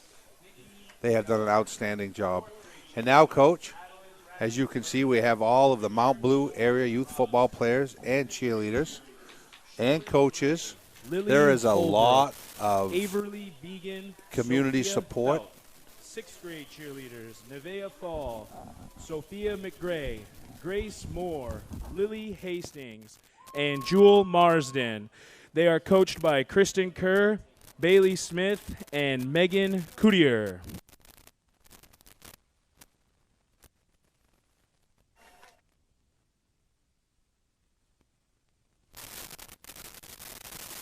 And for the 7th and 8th grade cheerleaders, Ashley Akers, Kayla Reed, Jalen MacArthur, Destiny Riley, Briley Watts, Peyton Dussault, Miley Black, Kaylee Foss, Haley Downing, Avery Oliver, Naomi Lane, and Gabby Ayers DeRagio. They are coached by Nicole Osborne and Lexi Howard. Let's give those cheerleaders a round of applause.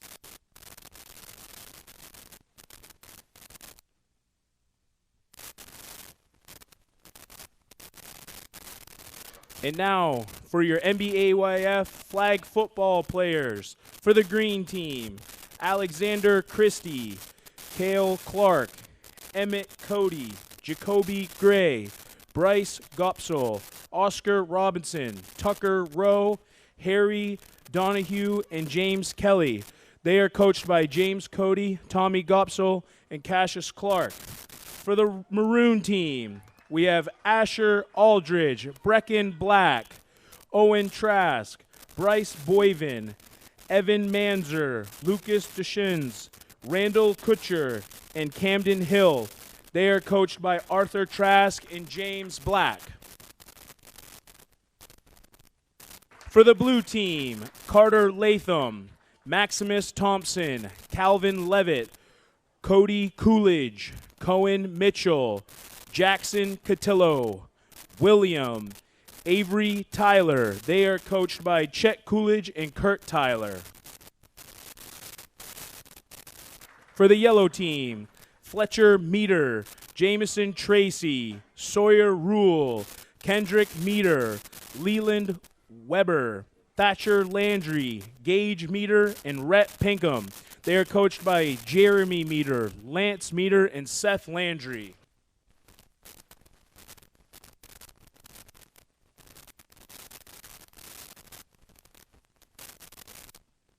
Now for your MBAYF links. Number 63, Braden Boyd.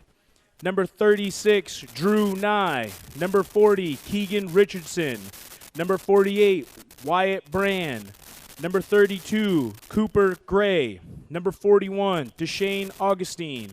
Number 8, Aaron Larson. Number 6, Andrew Bell. Number 54, Jordan Laramo. Number 78, Wyatt Goodart. Number 4, Luke Bell.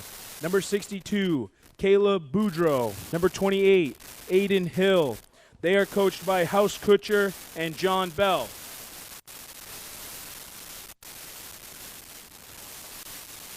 Now for your MBAYF Bobcats.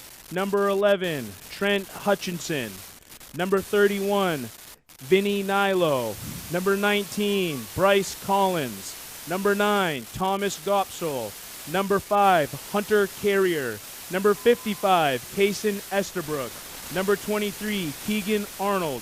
Number 35, Alexavier Crumbaugh. Number 41, Charlie Brand. Number 27, Beckett Pound. Number 81, Harrison Cody. Number 67, Hudson Malcor.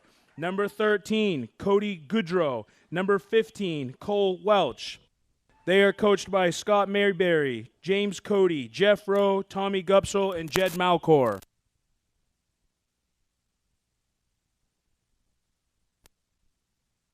Now for your MBAYF Patriots. Number 60, Ben Hardy. Number 66, Braden Sawyer. Number 67, K.O. Knox Hackett. Number 5, Royce Smith. Number 89, Michael Wright. Number 21, Maddox Meter. Number 70, Braxton Boucher. Number 3, Mason Erskine. Number 72, Brighton Harnaby. Number 56, Emmett Walker. Number 88, Carter Dyke. Number 43, Johnny Bell. Number 25, Thomas Farmer. Number 80, Teddy Renault. Number 35, Jaden Whittier. Number 28, Jermaine Whittier. Number 33, Hayden Oliver. Number 14, James Davis. Number 24, Parker Smith. Number 62, Aiden Turcott. Number 31, Bailey Markham. Number 30, Reed Caton. Number 42, Chase Pratt. And number 71, Ryan Richards. Patriots are coached by Tommy Farmer, Dylan Farmer, Russell Pratt, Richard Caton, and Jeremy Meter. Now for your MBAYF Giants. Number 62, Lincoln Malcor. Number 32, Jacob Corey. Number 14, Emmett Bailey. Number 6, Carver Jamelli. Number 72, Jack Gordon. Number 30, Isaac Garland. Number 22, Robert Downing. Number 78, Jackson Adams. Number 56, Max Teal. Number 70, Lane Adams. Number 12, Quinn Ryan. Number 42, Carter Maycumber. Number 88, Jacoby Pease. Number 48, Caden Davidson. Number 89, Colton Arnold. Number 66, Cameron Fales. Number 4, Dawson Brown. Number 20, Jackson Hastings. Number 24, Max Albee. Number 25, Deegan Boobier. Number 10, Braden Simmons. Number 65, Eli Mickler. And number 28, Peyton York. Giants are coached by Chelsea Allen, Scott Sawyer, and Ryan Hutchinson.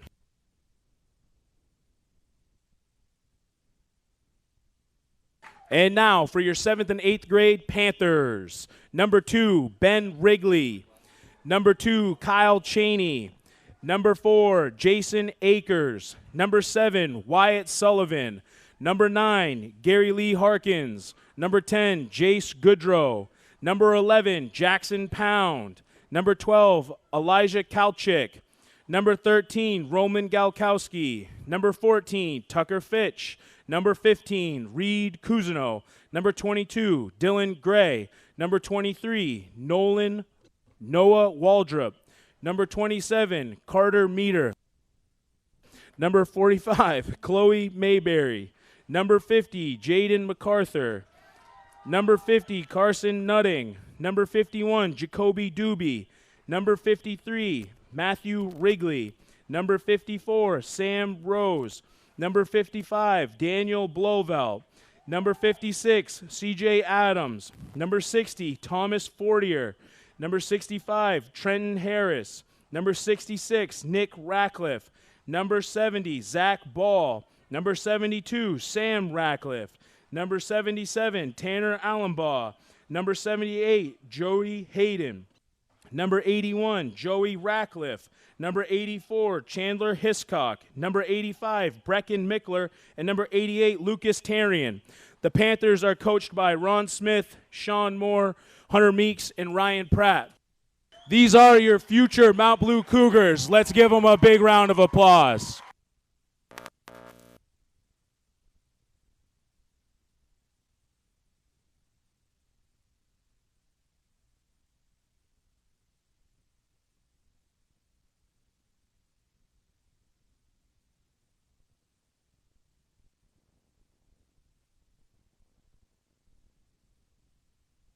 Field is rivalry night, and as you know, that's a good time. There's food to eat. The kids play hard against each other. I'm actually going to be calling the field. Oh, nice. Yeah, come on up. I need some help. You know I'll have it messed up. It'll be a good time. Starts at 5. Kickoffs on the first game is 5. That's where a lot of us here in the area, you know, even like you and I who have been to the high school level in coaching, we all cut our teeth down here in the MBAYF, and, you know, I hold a special place in my heart. My son came up through there and then eventually played here for the Cougars. Yours did. And I had the privilege of coaching your son both as an MBAYF Giant and as a Cougar. And then as a Cougar. I think you're one of his favorite coaches. He's one of my favorite players. The hammer. There's only one and only, the hammer. And the girls are doing an outstanding job out there right now. You know, and it's their time to shine. They're out there with the Mount Blue cheerleaders and just enjoying the moment. Because they are going to be future cheerleaders. Do we call them Cougarettes? I just want to, but in today's society, I don't know if that's bad, but go girls. You know, I don't know if there's a right answer there because we can call them mini Cougars, Cougarettes. Yeah. You know. I always had the philosophy you could call me anything except late for dinner, you know? I see some of the former coaches down there. You got Holly Harrington, who had been a long-time coach for Mount Blue, and she's always here supporting the girls. She's just a big cheerleading advocate in not only this community, but I know she goes down to Livermore Falls. She coached down there in the past. And she does the competition cheering for the Mount Blue Cougars as well.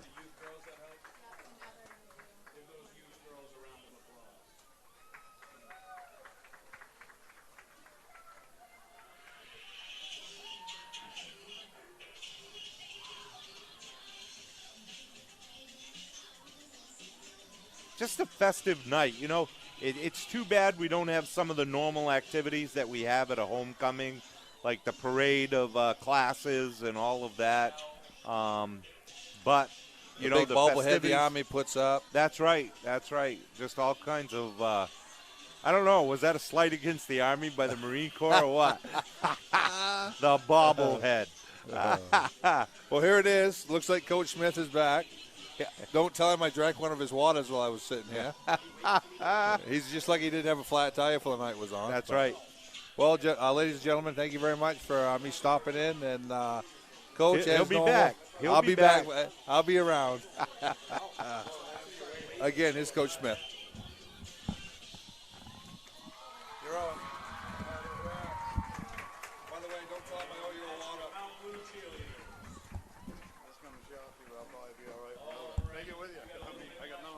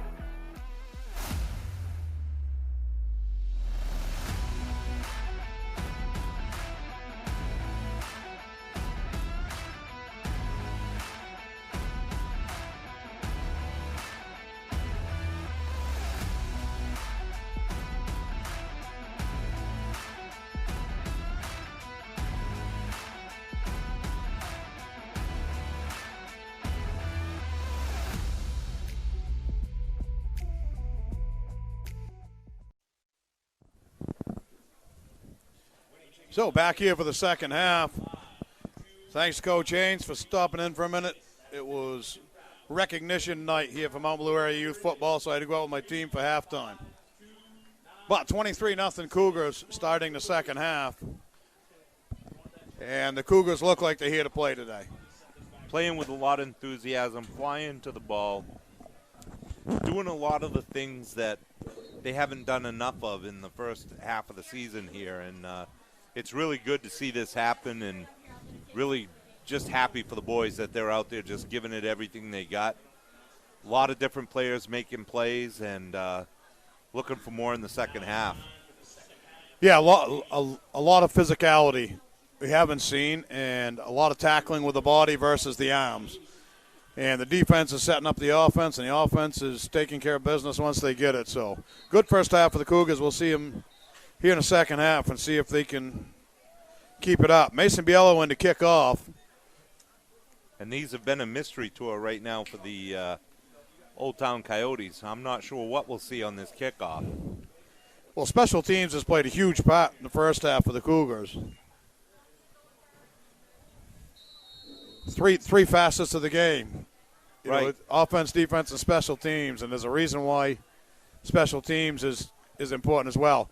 Same thing, it's a little shorter this time. So they're going to pick it up at the 15. They're going to fake a reverse. Ducks a runner, comes outside. And he has got some He's got a shot. Biello's going to track him down, but not before.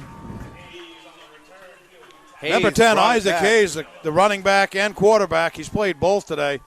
Got a little seam on the outside, got around Barker, and next thing you know, he crossed midfield, brings it back all the way down to the Cougars 37.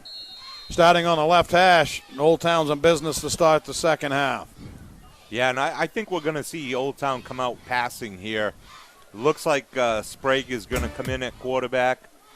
And there he is. He is lining up in the backfield as quarterback now. And he is their gunslinger, so he's the one that's going to put the ball in the air. Does get an inside handoff, and Hazen Foster is there. Wow. Justin Haslett has the ball, and Hazen Foster had him, and Tyleek Blovelt was right beside Foster. I mean, great penetration by the right side of the defense to come in and make a play there. Deacon Maxwell on the swim move took up two blockers. That freed up both Tyleek Blovelt and Hazen Foster to get in there and make the play. So it leads to a 2nd and 14. It's a comforting feeling, defensive lineman. If you've got more than one person blocking you, someone's got a free run. That's right.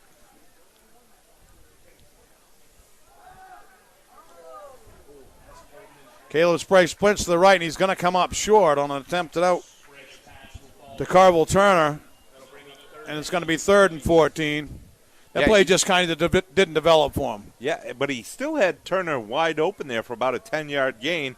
I don't know if Turner would have gone far beyond that because the Cougars were converging on him. But Sprague kind of threw the ball into the turf. So 3rd and 14 on the Cougar 41-yard line. Cougars up 23-0 with 11:05 in the third quarter. They're in this pro set a lot.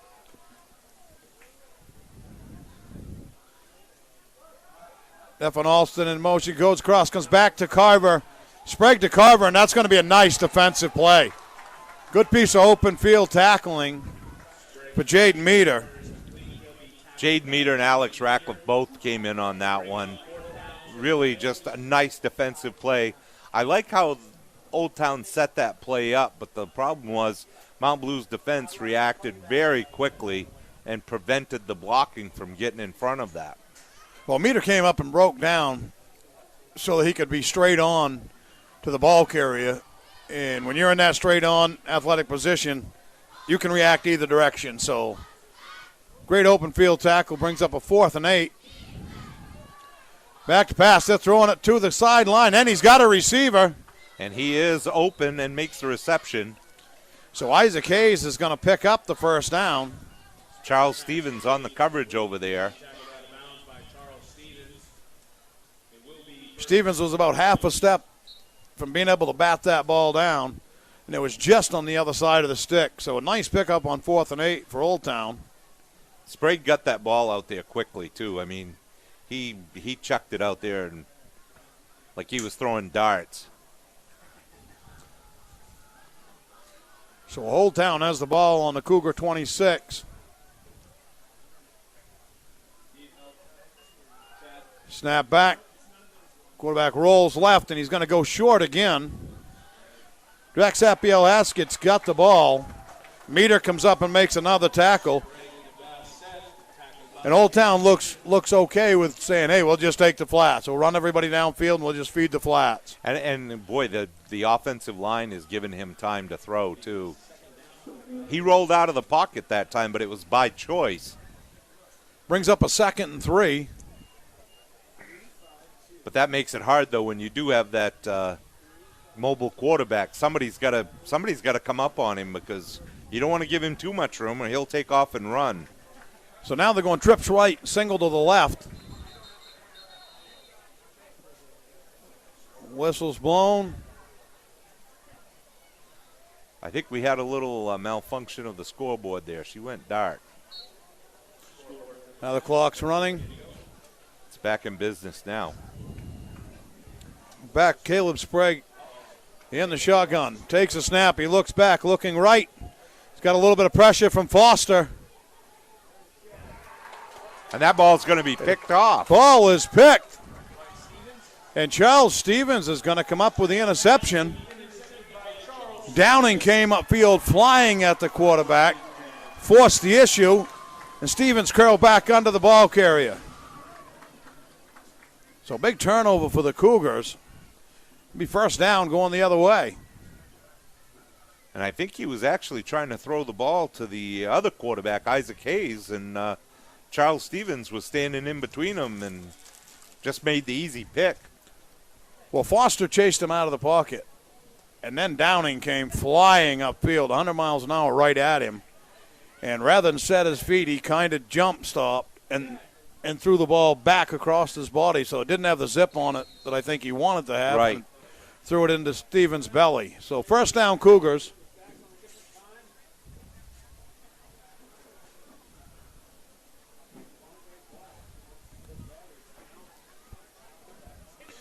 Okay. Meter in the shotgun.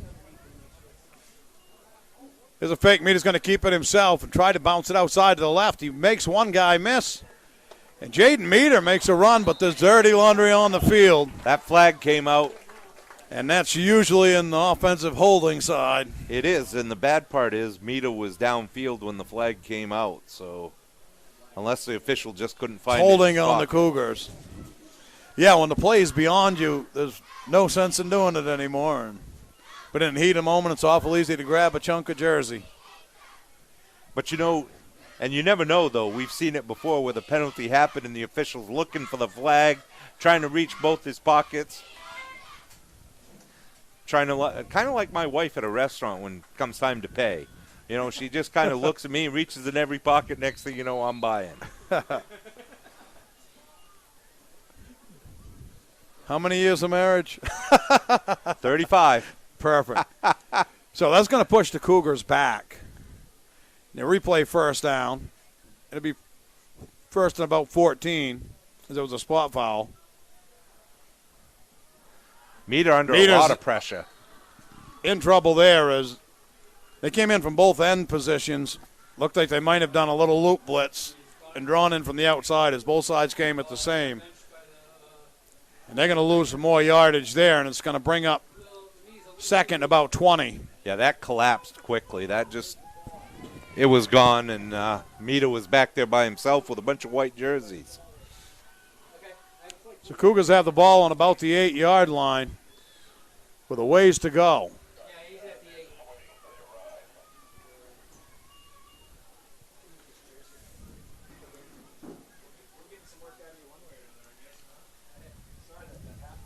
Trips to the right, single to the left. And that's Wrigley on that island still, and he's looking for him now. Look for Wrigley across the middle, but that was the first look out there when Wrigley, every time they seem to run trips, it becomes Wrigley one-on-one with a corner. So at some point, that connection's going to pay off right there. Right. That ball was a little high coming across the middle. Wrigley on the deep in, and Jaden Meter threw it just a little bit too tall for him. So it brings up 3rd and 22 for the Cougars. We could see it again here. Meter goes down, and the Meter ball goes is down. out. The ball is floating around. And it is going to be And Old it is Town going ball. to be Old Town ball. So Old Town's going to have it inside the 5, 1st and goal.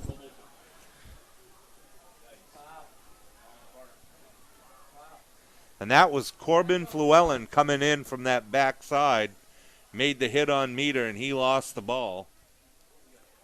And Meter took quite a shot there in the back on that one. He's got to...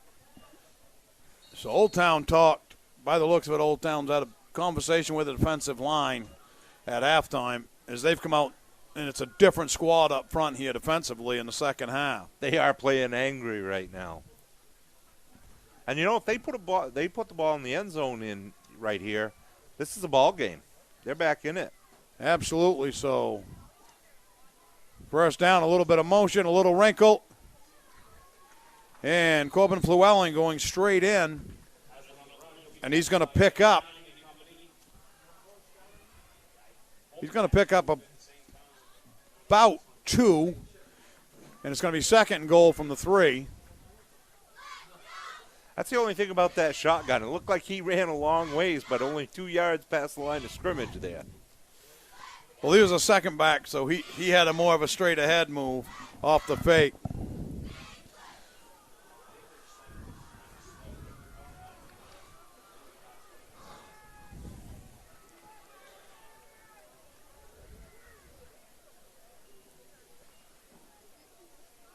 Now the carry. And up the middle, Justin Haslett goes. And he's close. Quarterback Hayes raised his hands. He thought he was in. Interesting now, Hayes is back in at quarterback for Sprague. Well, I don't think they're going to throw this close. Nope. So that allows them to do some different things, but it's 3rd and goal inside the 1 here. And we have to believe no matter what happens on this play, they're going to go for it on the next one if they don't get it. They need that touchdown. So I think he's going straight up the gut here in a heartbeat. No, they tried the sneaky stuff, and he's going to be brought down for a big loss. Charles Stevens came up from that outside linebacker position and just stopped that play before it had a chance to get going. He shot the C-gap and stood and contained, and they kind of came to him. And I'm not sure about that. Yeah, you go from 3rd and goal from a couple inches away. Now it's 4th and goal from the 6. Right. Good chance here for this Cougar defense to stand large. Caleb Sprague back in now, a quarterback. He's looking into the corner constantly, and the ball's thrown, and the ball's dropped at about the 2-yard line, and the Cougars are going to take over. On downs, it'll be first down Cougars at their own 6 with 5:31 to go here in the 3rd quarter. And once again, we see the Coyotes put themselves in a good position and then make a mental mistake, and they end up not getting any points out of it.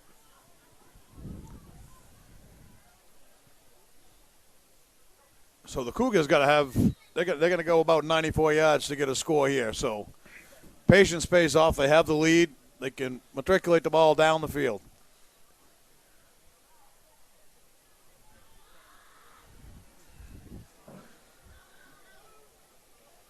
Meter back. In the shotgun, Meter deuces both ways. Meter's going to take the ball. He's going to go up the middle. He makes a nice cut. Jaden Meter's going to jump out for about a 12-yard gain. It's going to be first down Cougars, and that's a little bit of breathing room with your end zone at your back. Yeah, Carvel Turner reached out there and just got enough of Jaden Meter that he kind of got him stumbling, and down he went.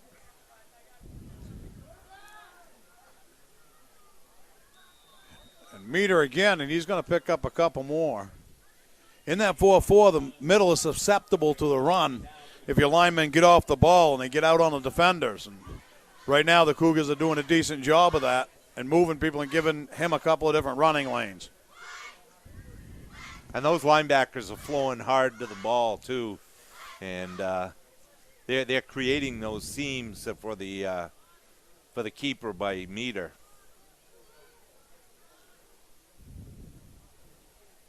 Here they come again. They're coming every time, and this time they got Meter's Meter. gonna get hung up back. No, he escapes for a minute, but there was a little bit of confusion there as they kind of ran into each other a little bit in the backfield on the snap.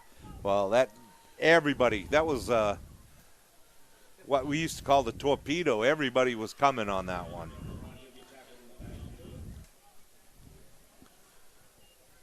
When you've got 8 people coming and 5 people trying to block them, apparently the math would show that 3 people are not going to be blocked. So it's going to bring up a 3rd and 14 here for the Cougars. Old Town looking to get a stop, get some good position on a punt. Cougars looking to try to get the first. Quick flip out to Downing. He goes around the corner. He's tackled out of bounds. And he's going to be short, and it's going to bring up about a 4th and 5, a 4th and 6. still a good Biello's play. on his way out there to kick it out of there. Still a good play, though. And I'd kind of like to see him stay in bounds and keep the clock running there, but the Cougars are pretty content to let the clock run with a 23-0 lead. So Isaac Hayes and Carvel Turner are back deep for Old Town. Biello back to punt here.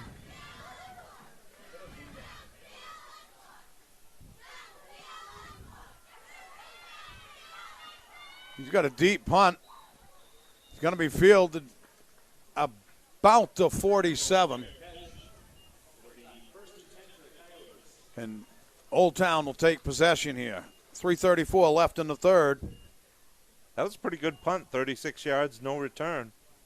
Right, the net was good on that for sure.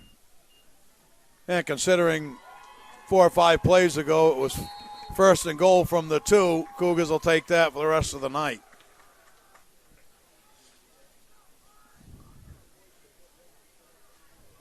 Looks like Caleb Sprague was bringing into play, so he's probably going to be in the quarterback. They're in that field position where the ball can be thrown.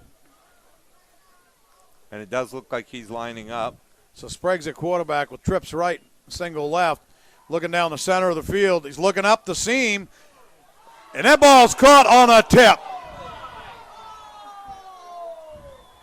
So Justin Hazlett's going to get in the end zone. And that was just one of those plays you're not going to do a thing about it. The ball's thrown. It's deep on the receiver. Mount Blue goes up to catch the ball. It bounces off his hand and right into Hazlett's hand, and he runs into the end zone. So kind of one of those you really can't do much about it. Not much you could do about that. Everything was done correctly, and they still scored. So Old Town put 6 on the board here. Something to watch in the future, though. Sprague had David Alston on this side running by himself. He just went by the corner and was running down the sidelines there. That's something to watch as we move forward into the fourth quarter. So the kick from James Cody is up and good. And with 3:25 left in the third quarter, 23-7, Cougars lead Old Town. So I feel bad. The safety did the right job, came up, went up to knock the ball down, caught it, literally high-pointed the ball right. Everything was done correctly. Ball comes off your hand and happens to fall right into a receiver's hand. And it wasn't the receiver the ball was intended for. That's correct. To boot. So, but good play for Old Town. Works out well. Yep. They're into it. It's a game now. But like I said, I'm still a little concerned that Alston was running there. And if Sprague had seen him, and that's I don't know if their coaches saw that, but Well, that was a trips right formation. And the lone guy on the backside, just like we've had with Right, where we've had on Wrigley, an island with Wrigley, yep. You know, everybody floods that side, and you're one-on-one by yourself out there with the speedy receiver.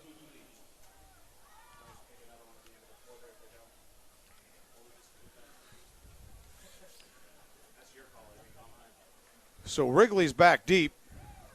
I see some hands up front. Corbin Flewelling The is Cougars set might to be kick. looking for a onside kick. They are here. looking. They are looking. A hands team is on the ball. But he's going to kick it deep and try to find a side. And that's a good return. Tyleek Blowbelt, the former running back, now tackle.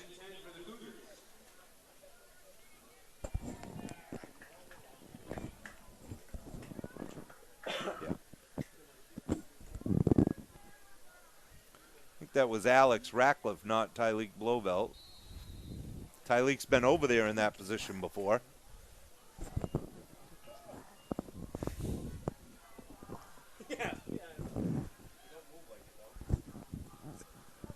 So Cougars set up on the offense, trips to the right, backside Wrigley by himself. I just have a feeling we're going to see Wrigley on something for a post or a fade. There's a little shovel pass inside. And Downing just head down and gets running. And he just refuses to go down easy. And Evan Downing breaks off about an 18-yard run. And that's that inside-outside Thunder and Lightning. I love that. Runs forward pass. to hit enough to pop outside. Gets on his chair and heads to the sideline. I just have always loved the shuffle pass because you allow that defensive line to come forward. The receivers are taking the defensive backs deep, and you just kind of pitch it out in front of you. If the man drops it, it's an incomplete pass. If not, you can pick up big yardage that way. So first step for the Cougars now on the Old Town 41. Meter, they shuffle pass to the other direction. Downing breaks the tackle. He's headed up the middle of the field, and he is going to be in the end zone. Evan Downing with a 41-yard sprint off a shuffle pass in the middle. And once he broke that initial line, you weren't hauling him down as he hightailed it to the end zone. He wanted that. They were making contact, and he just leaped for the end zone from about the 4-yard line. So he's in 29-7. Cougars 2:33 in the third quarter. How to answer? That's the way to answer. Downing for the to hold the Cougars. ball. Biello for the kick. And the kick is up and good. And the Cougars are going to put 30 on the board here with 2:33 left in the third. Yeah, that's a power run. Not a lot of finesse there. He made a single cut, went straight up the field. They start collapsing on him and would not be denied. And Evan Downing makes a great play for a 41-yard touchdown for the Cougars. You can't take away Jaden Meter, though, reacting. The pressure was on him. He saw Downing in front of him and just said, here, you take it, flipped it forward. Well, and the quarterback has to hold the ball long enough to sell that play. Right. And Meter got hit right after he released it, but he stuck in there long enough to be able to flip that ball out.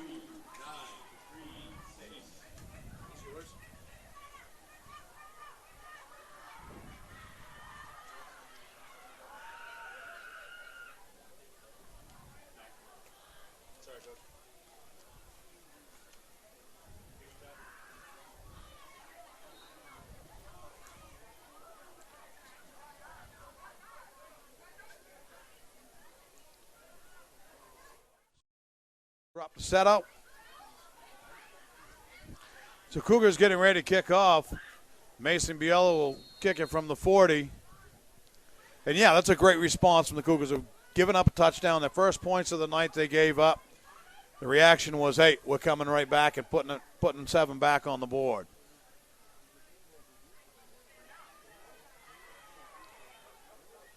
Biello checks, approaches the ball. There's a kick this time. A little deep to the right-hand side. Once again, a fake. Now he reverses it. He's going to come all the way across the field. Turner's going to come all the way across the field, then back across the field. They hold on to him to 41. Mason Biello. He ran 37 yards left 28 yards right, and he picked up about 15 on the return. Mason Biello and Charles Stevens on the tackle. So 2:18 to go here in the third quarter. 30-7 Cougars.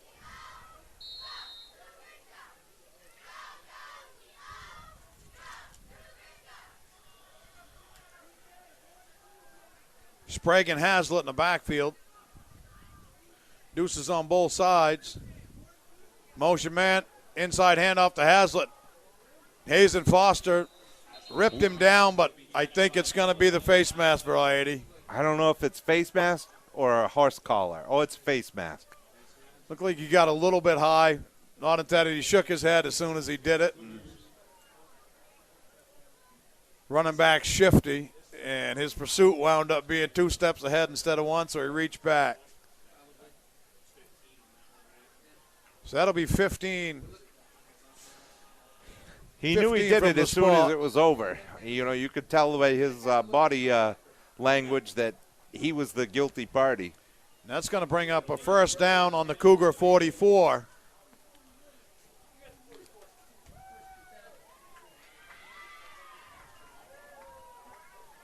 Two minutes to go here in the third quarter.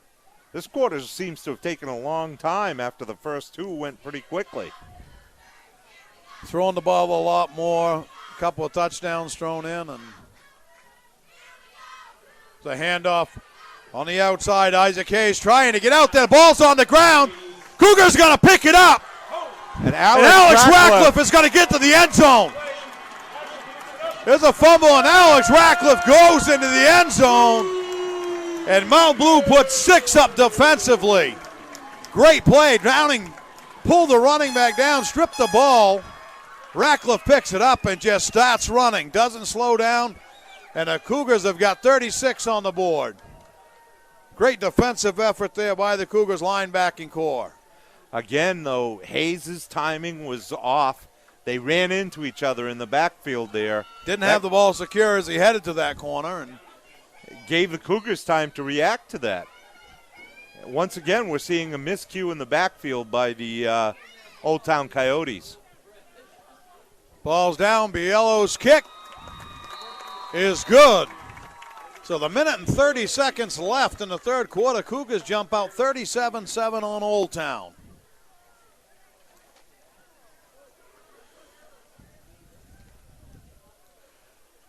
So now the defense is getting in on the scoring as well.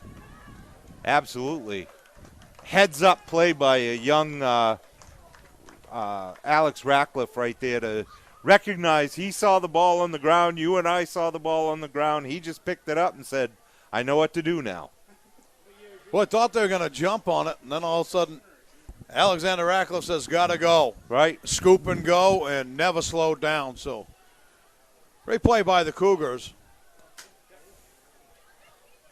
They're back in business here with a minute and 30 to go in the third quarter, 37-7. Cougars. And we keep saying it, but, you know, I think the Cougars are just getting better each game because they're young. You know, they're a very young team. Mr. Ratcliffe is only a sophomore, so he's here for 2 more seasons. And, you know, just confidence. Every positive play, offensively, defensively, breeds a little bit of confidence. And confidence is a dangerous thing. It can make you play above and beyond your capabilities. So the little bit of confidence these guys have come out tonight, it's a different team. Yep. In a situation, it could have been a whole different result as, you know, the turmoil of the week. You have a game, you don't have a game, you might have a game. All week long it was something, and they're showing up to play. And there's a great kick by Biello again. And they're going to have to field the ball down at about the 5. Carver coming to the outside. He's got a wagon train in front of him. There's a piece, there's holding right there. Yeah, there was. That's coming back at about the 35-yard line. There were 2 players set up very nice to block, and then both hands went to the chest. And 2 officials picked it up. 2 flags came flying out on the play. Looked like James Cody was in on that holding play. And that is the call. Holding.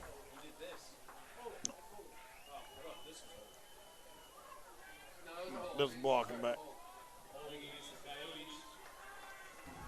It does. Holding. And again, the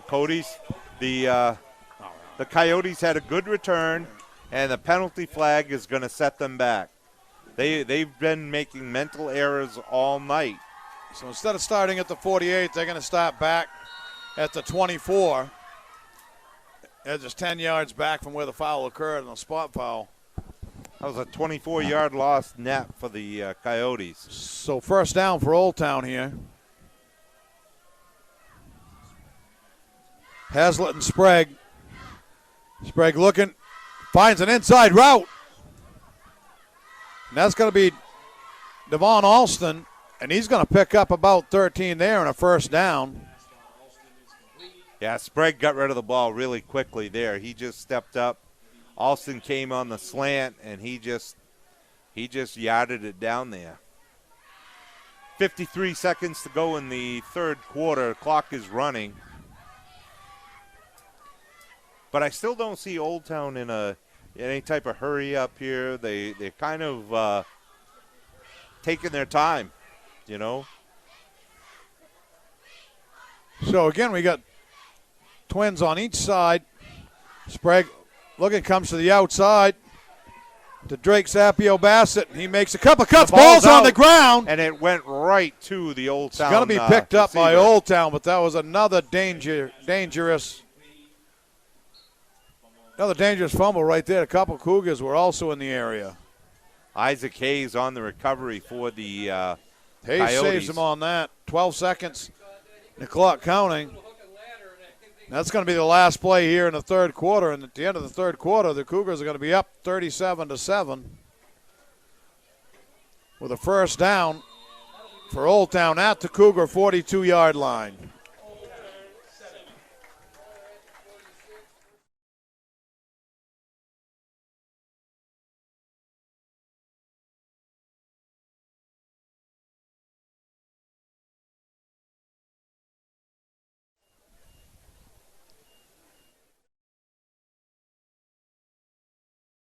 I'd like to take a minute to thank Origin for sponsoring the games tonight.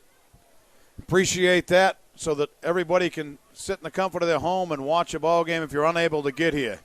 If you would like to donate, go to mountbluetv.org. Thank you, Nanette and Deborah, for your donations. It's a great way to let people from all over the place, regardless of where you are in the country, watch the live stream and see your relatives and friends play ball. So thank you, Origin, and we'd love to have you donate. Coming into the fourth quarter now, 12 minutes away from a win for the Cougars, 37-7.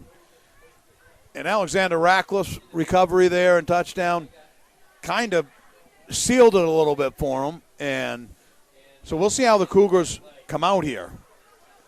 This is a big drive. Maybe not from an aspect of the total overall score of the game, but just from a how do they respond here. Right. You got to learn to play ahead as well. They haven't had the opportunity to play ahead a lot. Absolutely here. And Old Town's going to be trying to score, you know, and this defense has stood tall all night. They've got to keep doing it. Sprague looking downfield. Oh, the ball pumped, and the ball just goes on the ground. I think it's going to be an incomplete. His arm was going forward. Yeah, I think he went to pump and bring it back, and the ball just fell out of his hand. But the motion was forward. That it was clearly a incomplete pass. Looked like he was trying to hit Hayes on that. He saw Hayes. Hayes looked like he was on a fade pattern and then pulled up. I'm not sure if it was miscommunication, but Sprague was ready to go downfield and saw Hayes pull up, and the ball just came out of his hand. So it brings up a 2nd and 10. He takes off running himself right there. Caleb Sprague sees a little crease on the left side, goes around the end, and he's going to pick up about 8 yards, and it's going to bring up a 3rd and 2. About 3rd and 3 after the spot. So 3rd and 3 with 11:29 left here. Heavy pressure was put on in the fourth quarter. Heavy pressure by Hazen Foster and Deacon Maxwell. Sometimes you just have that little bit of over pursuit, and they can step back inside. But I like the energy and effort from the defensive line tonight. They've controlled the ball all night long. Wreck some havoc and force Old Town into some mistakes. Sprague deep in the shotgun, looking to run, and he's going to get outside. As containment broke down over there for the Cougars, Sprague goes around the end for a first down. And that time you saw him, he ran to where he thought contact was going to be, and then he went out of bounds to stop the clock. So a smart play on Sprague's part, and it's going to bring up a first down on the Cougar 35-yard line. 10:55 left to go in the game.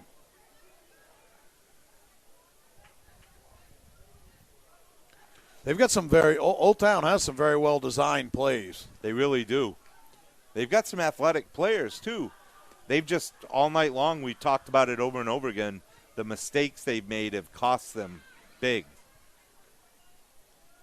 So there's another run, and Hazen Foster says no thank you. Slams him at the line of scrimmage. Big hit from Hazen Foster. Hazen Foster he's coming alive tonight. It's the best game he's played, hands down. It's a different young man playing tonight. You know, and you can't discount the fact that they know Hazen's a senior. He knows that's the last time he'll play on this field, and he wants to go out and have his last game be played the right way, and that's what he's doing. Hats off to him. So it brings up a 2nd and 8. Spread formation. Sprague throws it down, nose of the ball towards the ground, and hits looking for Carver. So it's going to be a third and 8 here. And that was that same look again. It's kind of a little bit of a comeback route. Push him upfield, come to a stop, turn around, wait for the ball. And when he curls, either he's 2 yards beyond where Sprague thinks he's going to be, or Sprague's short-arming the ball. But either way, it winds up. That's the 3rd or 4th time that's happened. Sprague seems to throw the ball better when he plants his feet. When he's on the run, his passes tend to be errant. Pass inside to Hazlitt. Stevens is going to wrestle him down. He'll be short of the first down. And there was a clear example right there. He planted his foot and threw a nice little out pass to Hazlitt. And we've got a player down, grabbing his – yeah, he's grabbing his calf like it may be a cramp. Yeah, I think that's a cramp. He's starting to get up. That's 8, Justin Hazlitt. Tell you what, a cramp is just like one of the worst things. It's so painful. Oh, it's going to stop you. He's trying to work it out now, kicking the ground, trying to get it out of there. And he'll have to head off the sideline for a play. But it looks like just a cramp in his leg, and he's up and fine headed. So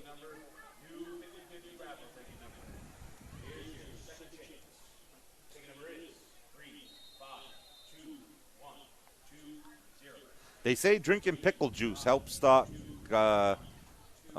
cramps. And a banana a day and D all of the above. Doesn't seem to help me with any of it. Spend a day on a step ladder, you're going to spend the night with cramps. All right. So 4th and 2 here with 9:24 left to go on the clock running.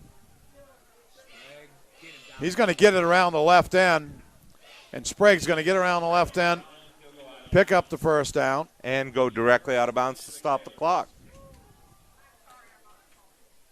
Brody Walsh came up to escort him there. But Sprague has an understanding of what's going on there, so dual purpose, stopping the clock and picking up the first down. It comes first down and 10 from the Cougars' 23-yard line.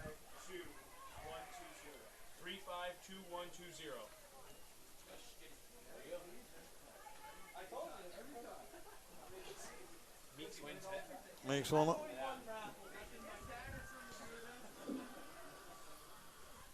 All right, so 1st and 10.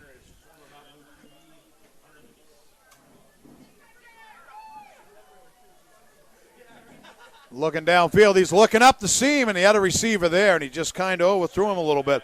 Isaac Hayes was straight up that seam, and Sprague saw him and recognized it and just went slightly high. Yeah, Hayes stepped to the inside as he got close to the end zone there. I think if he had stayed straight, we'll watch it on the replay here. Yeah, and he kind of turned. I think if he had just kept running upfield, he probably could have made that catch.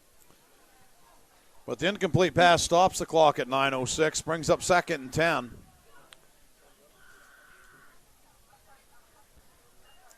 There's no quit in Old Town, though. They're coming out every play. No, giving every it play's everything an they got. attempt. Sprague looks deep on this side, and he goes back. It's going to fall incomplete as they're looking for Isaac Hayes again.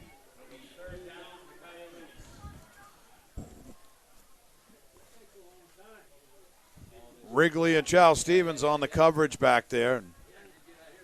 3rd and 10. Yeah, I'm kind of surprised they're not going to Alston down the field. He's been their go-to guy. Well, Walsh playing over the top.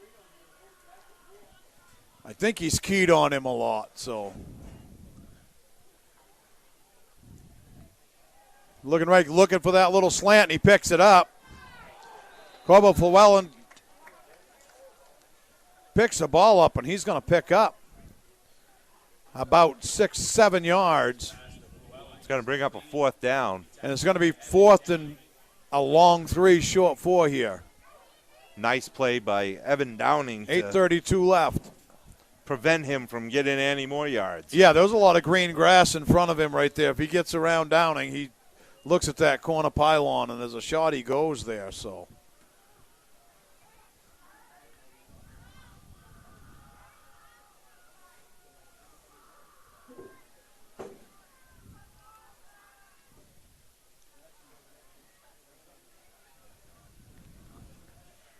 motion man Sprague rolls to his right. Hayden Duro came in with a bent ball, falls incomplete. Duro came in 100 miles an hour trying to lay a hit on him there. The Madrid Mauler was looking to do some damage there. Yes.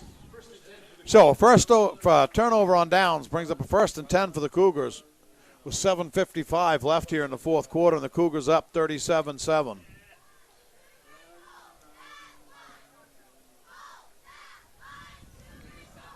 Great job tonight from the cheerleaders in front of us, too.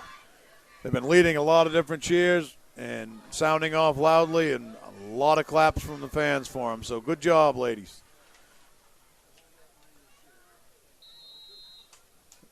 Sumita's in getting signals. They come to the double twins.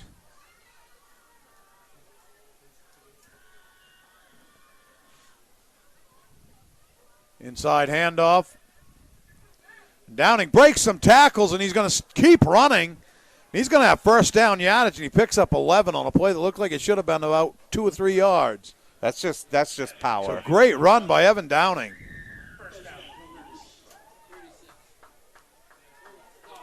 North and south. North and south. That's what you want to do when you're a strong running back like he is. North and south. Mass time speed equals knockout. When you're his size and you're going 100 miles an hour, people are bouncing off you. So you break a couple of tackles, and next thing you know, you got an 11-yard gain, a 1st down for the Cougars. Clock running with 7:17 left here in the 4th. Look at that. You listen to these games, you get physics lessons and everything. It's amazing. That's dangerous play right there. Had that backer looked inside, that was a pick 6. Almost hit him in the helmet. Yeah, he came in looking for the tackle, and he came upfield. Had he just taken a look inside, he might have had a linebacker's dream. Yeah, Kyle Parody, I'm sure once he sees it, he's going to say, he had it there. Falls incomplete, making it 2nd and 10 for the Cougars.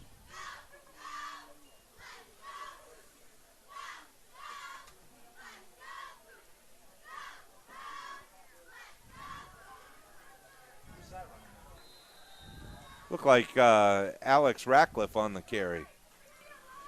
Ratcliffe on the carry, and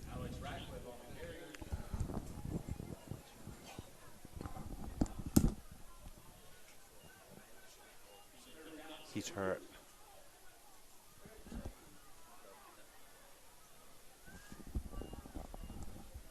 And Clay Dunning in a quarterback right now. Ratcliffe on the carry. Dunning on the handoff. And 6:20 left. 37-7 Cougars. And it's 3rd and 9. Dunning takes the snap. Makes a fake, turns and starts upfield. He's going to be dragged down for no gain. It's going to bring up 4th and 9. Yeah, Dunning on the handoff there probably should have handed the ball off, and he kind of drifted with the running back Ratcliffe. And then when he decided to go upfield, there was a party, and he was the only invitee. So, brings up 4th and 8 in a punting situation for the Cougars.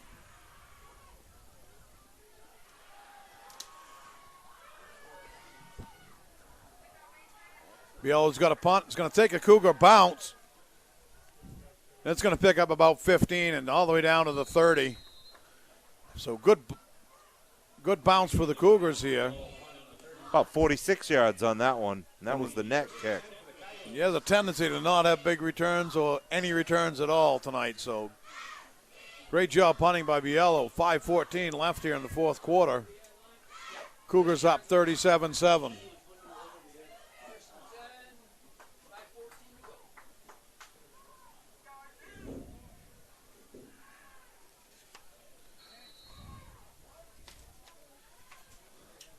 Couple of different Cougars in there on the left end.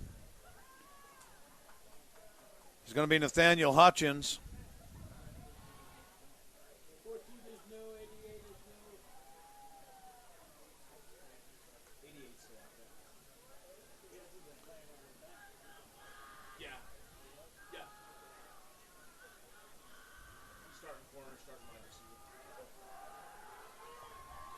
Yeah, the Cougars are really starting to empty the bench and put in some young players here. There goes even more. I would suspect most of those starters are going to be coming out of the game now. Yeah, well-deserved rest here late for the Cougars. So starters come out and some new faces out there.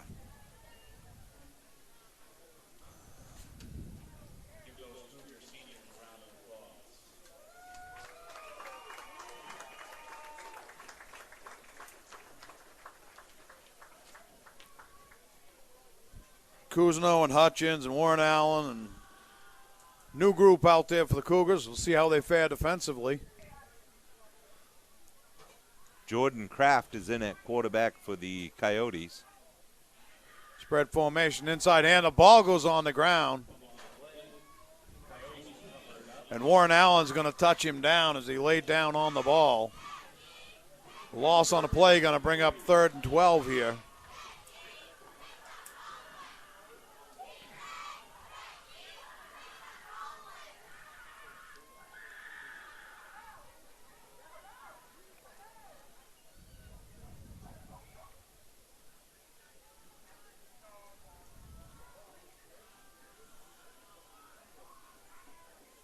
So the ball on about the 26 here. Oh, no, about the 30.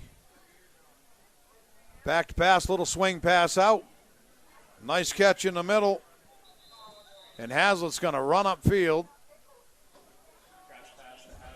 That was a nice little pass. Warren Allen again on the stop.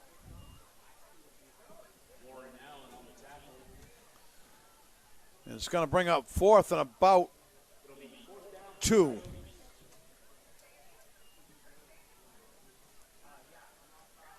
The 3:04 on the running clock, 37-7 Cougars.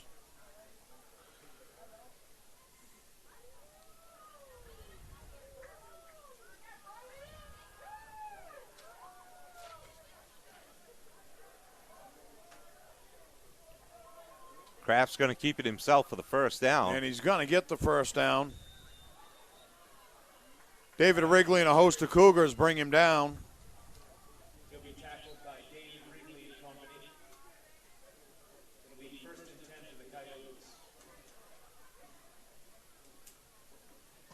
So the ball's out to about the 48-yard line now. 2:27 on the running clock.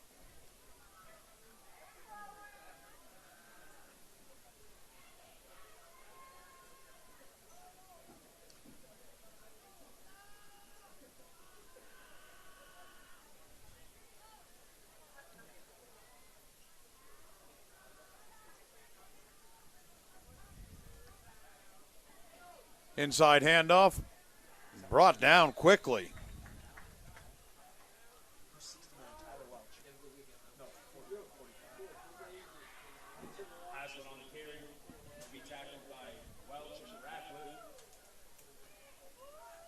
So 2nd and 10 here. Or about 2nd and 9, minute and 40 left for the Cougars.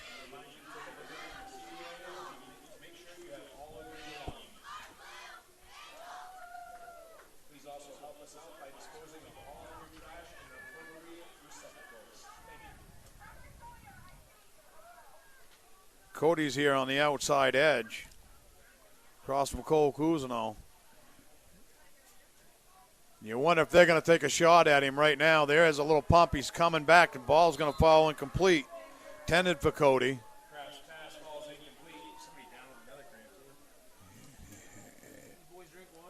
And we got somebody in the cramp. Cousineau and Galkowski were both over here in coverage. Mason Willett cramping up a little bit, I'd say. He's coming over on the sideline now. Yeah, they're both over here in coverage and rolled this way. And even with a catch, it would have been a minimal gain as they're both right on top of the play. 1:04 on the clock, 37-7, Cougars. Cougars are giving big cushions right now, though. 3rd and 9. There's a handoff to 34. Nice tackle. I don't see the number yet, but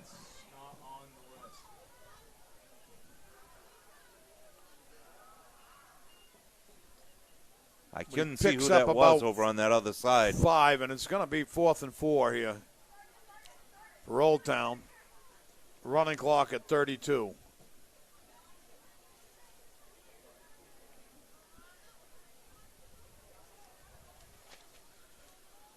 Once again, we appreciate tonight's sponsor, Origin. And if you would like to donate, go to mountbluetv.org like Nanette and Deborah did. And show a little appreciation. We can bring you more games from more sports here. Mount Blue Community Access TV. There's the shotgun. Back to pass. Pump fake goes to the other side of the field. It's completed, but Clay Dunning is going to run him out of bounds. And there flag goes the on the play.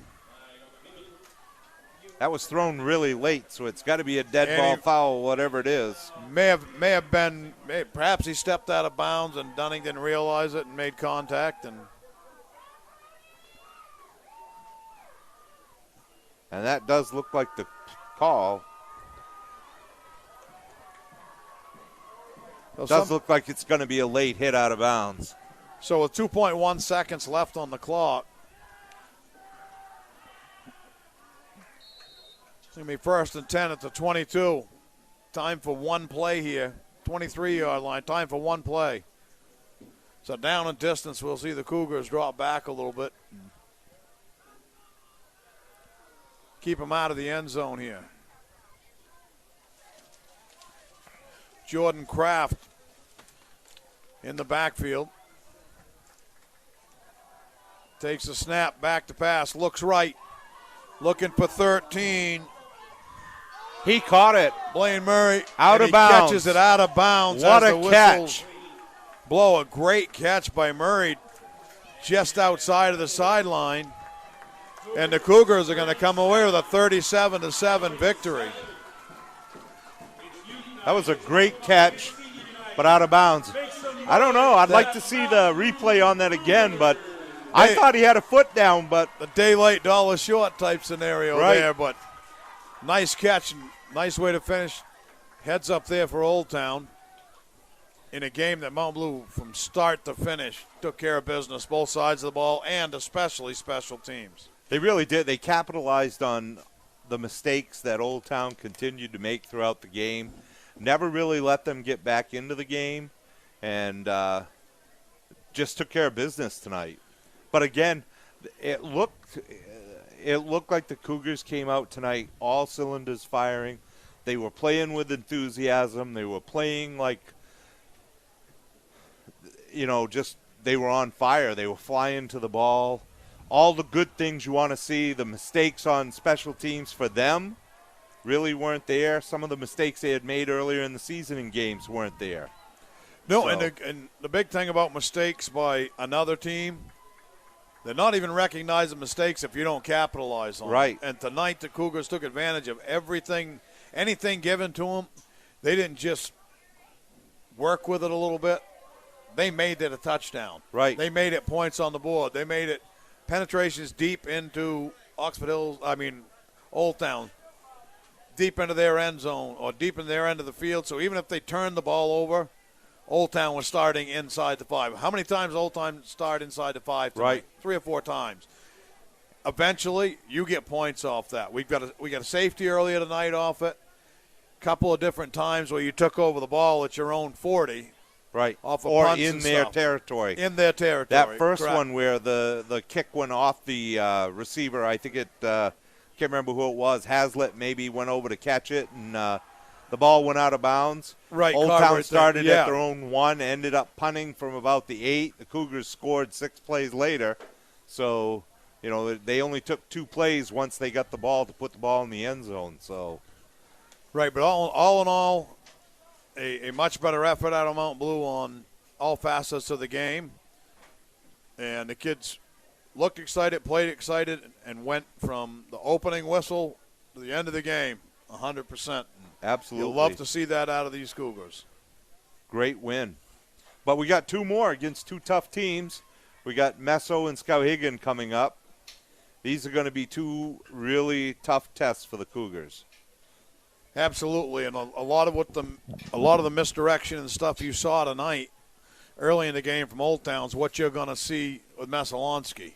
Right. They run the double wing. They do a lot of the inside outs and different people in motion, and confusion in the backfield and chaos. They create chaos with the ball, so you never know who has it. So that's a big part of what we're going to see next week. And it's then the passing, the twins, Right. the twins on each side, and a lot of the little With Savage at passes like quarterback that for you're going to see in Skowhegan. So saw a preview of both aspects of what we're going to see in the coming games for the next couple of weeks, both in Mesolonsky and Skowhegan. But for the night, they're not worried about Mesolonsky and Skowhegan. Right. Savor the victory. They're smiling. They're having a good time, and especially on a homecoming night in front of the kids from MBHS program that came out.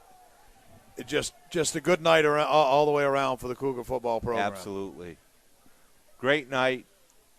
Great night for football. Beautiful weather. The weather's getting a little chilly. Well, what better can you do on a Friday night than come out on homecoming and win 37-7? Absolutely nothing. So for Coach D, I'm Ron Smith. We'll see you next week from Mesolonsky. Thanks, Origin. Have a great night. Have a great night. Bye now.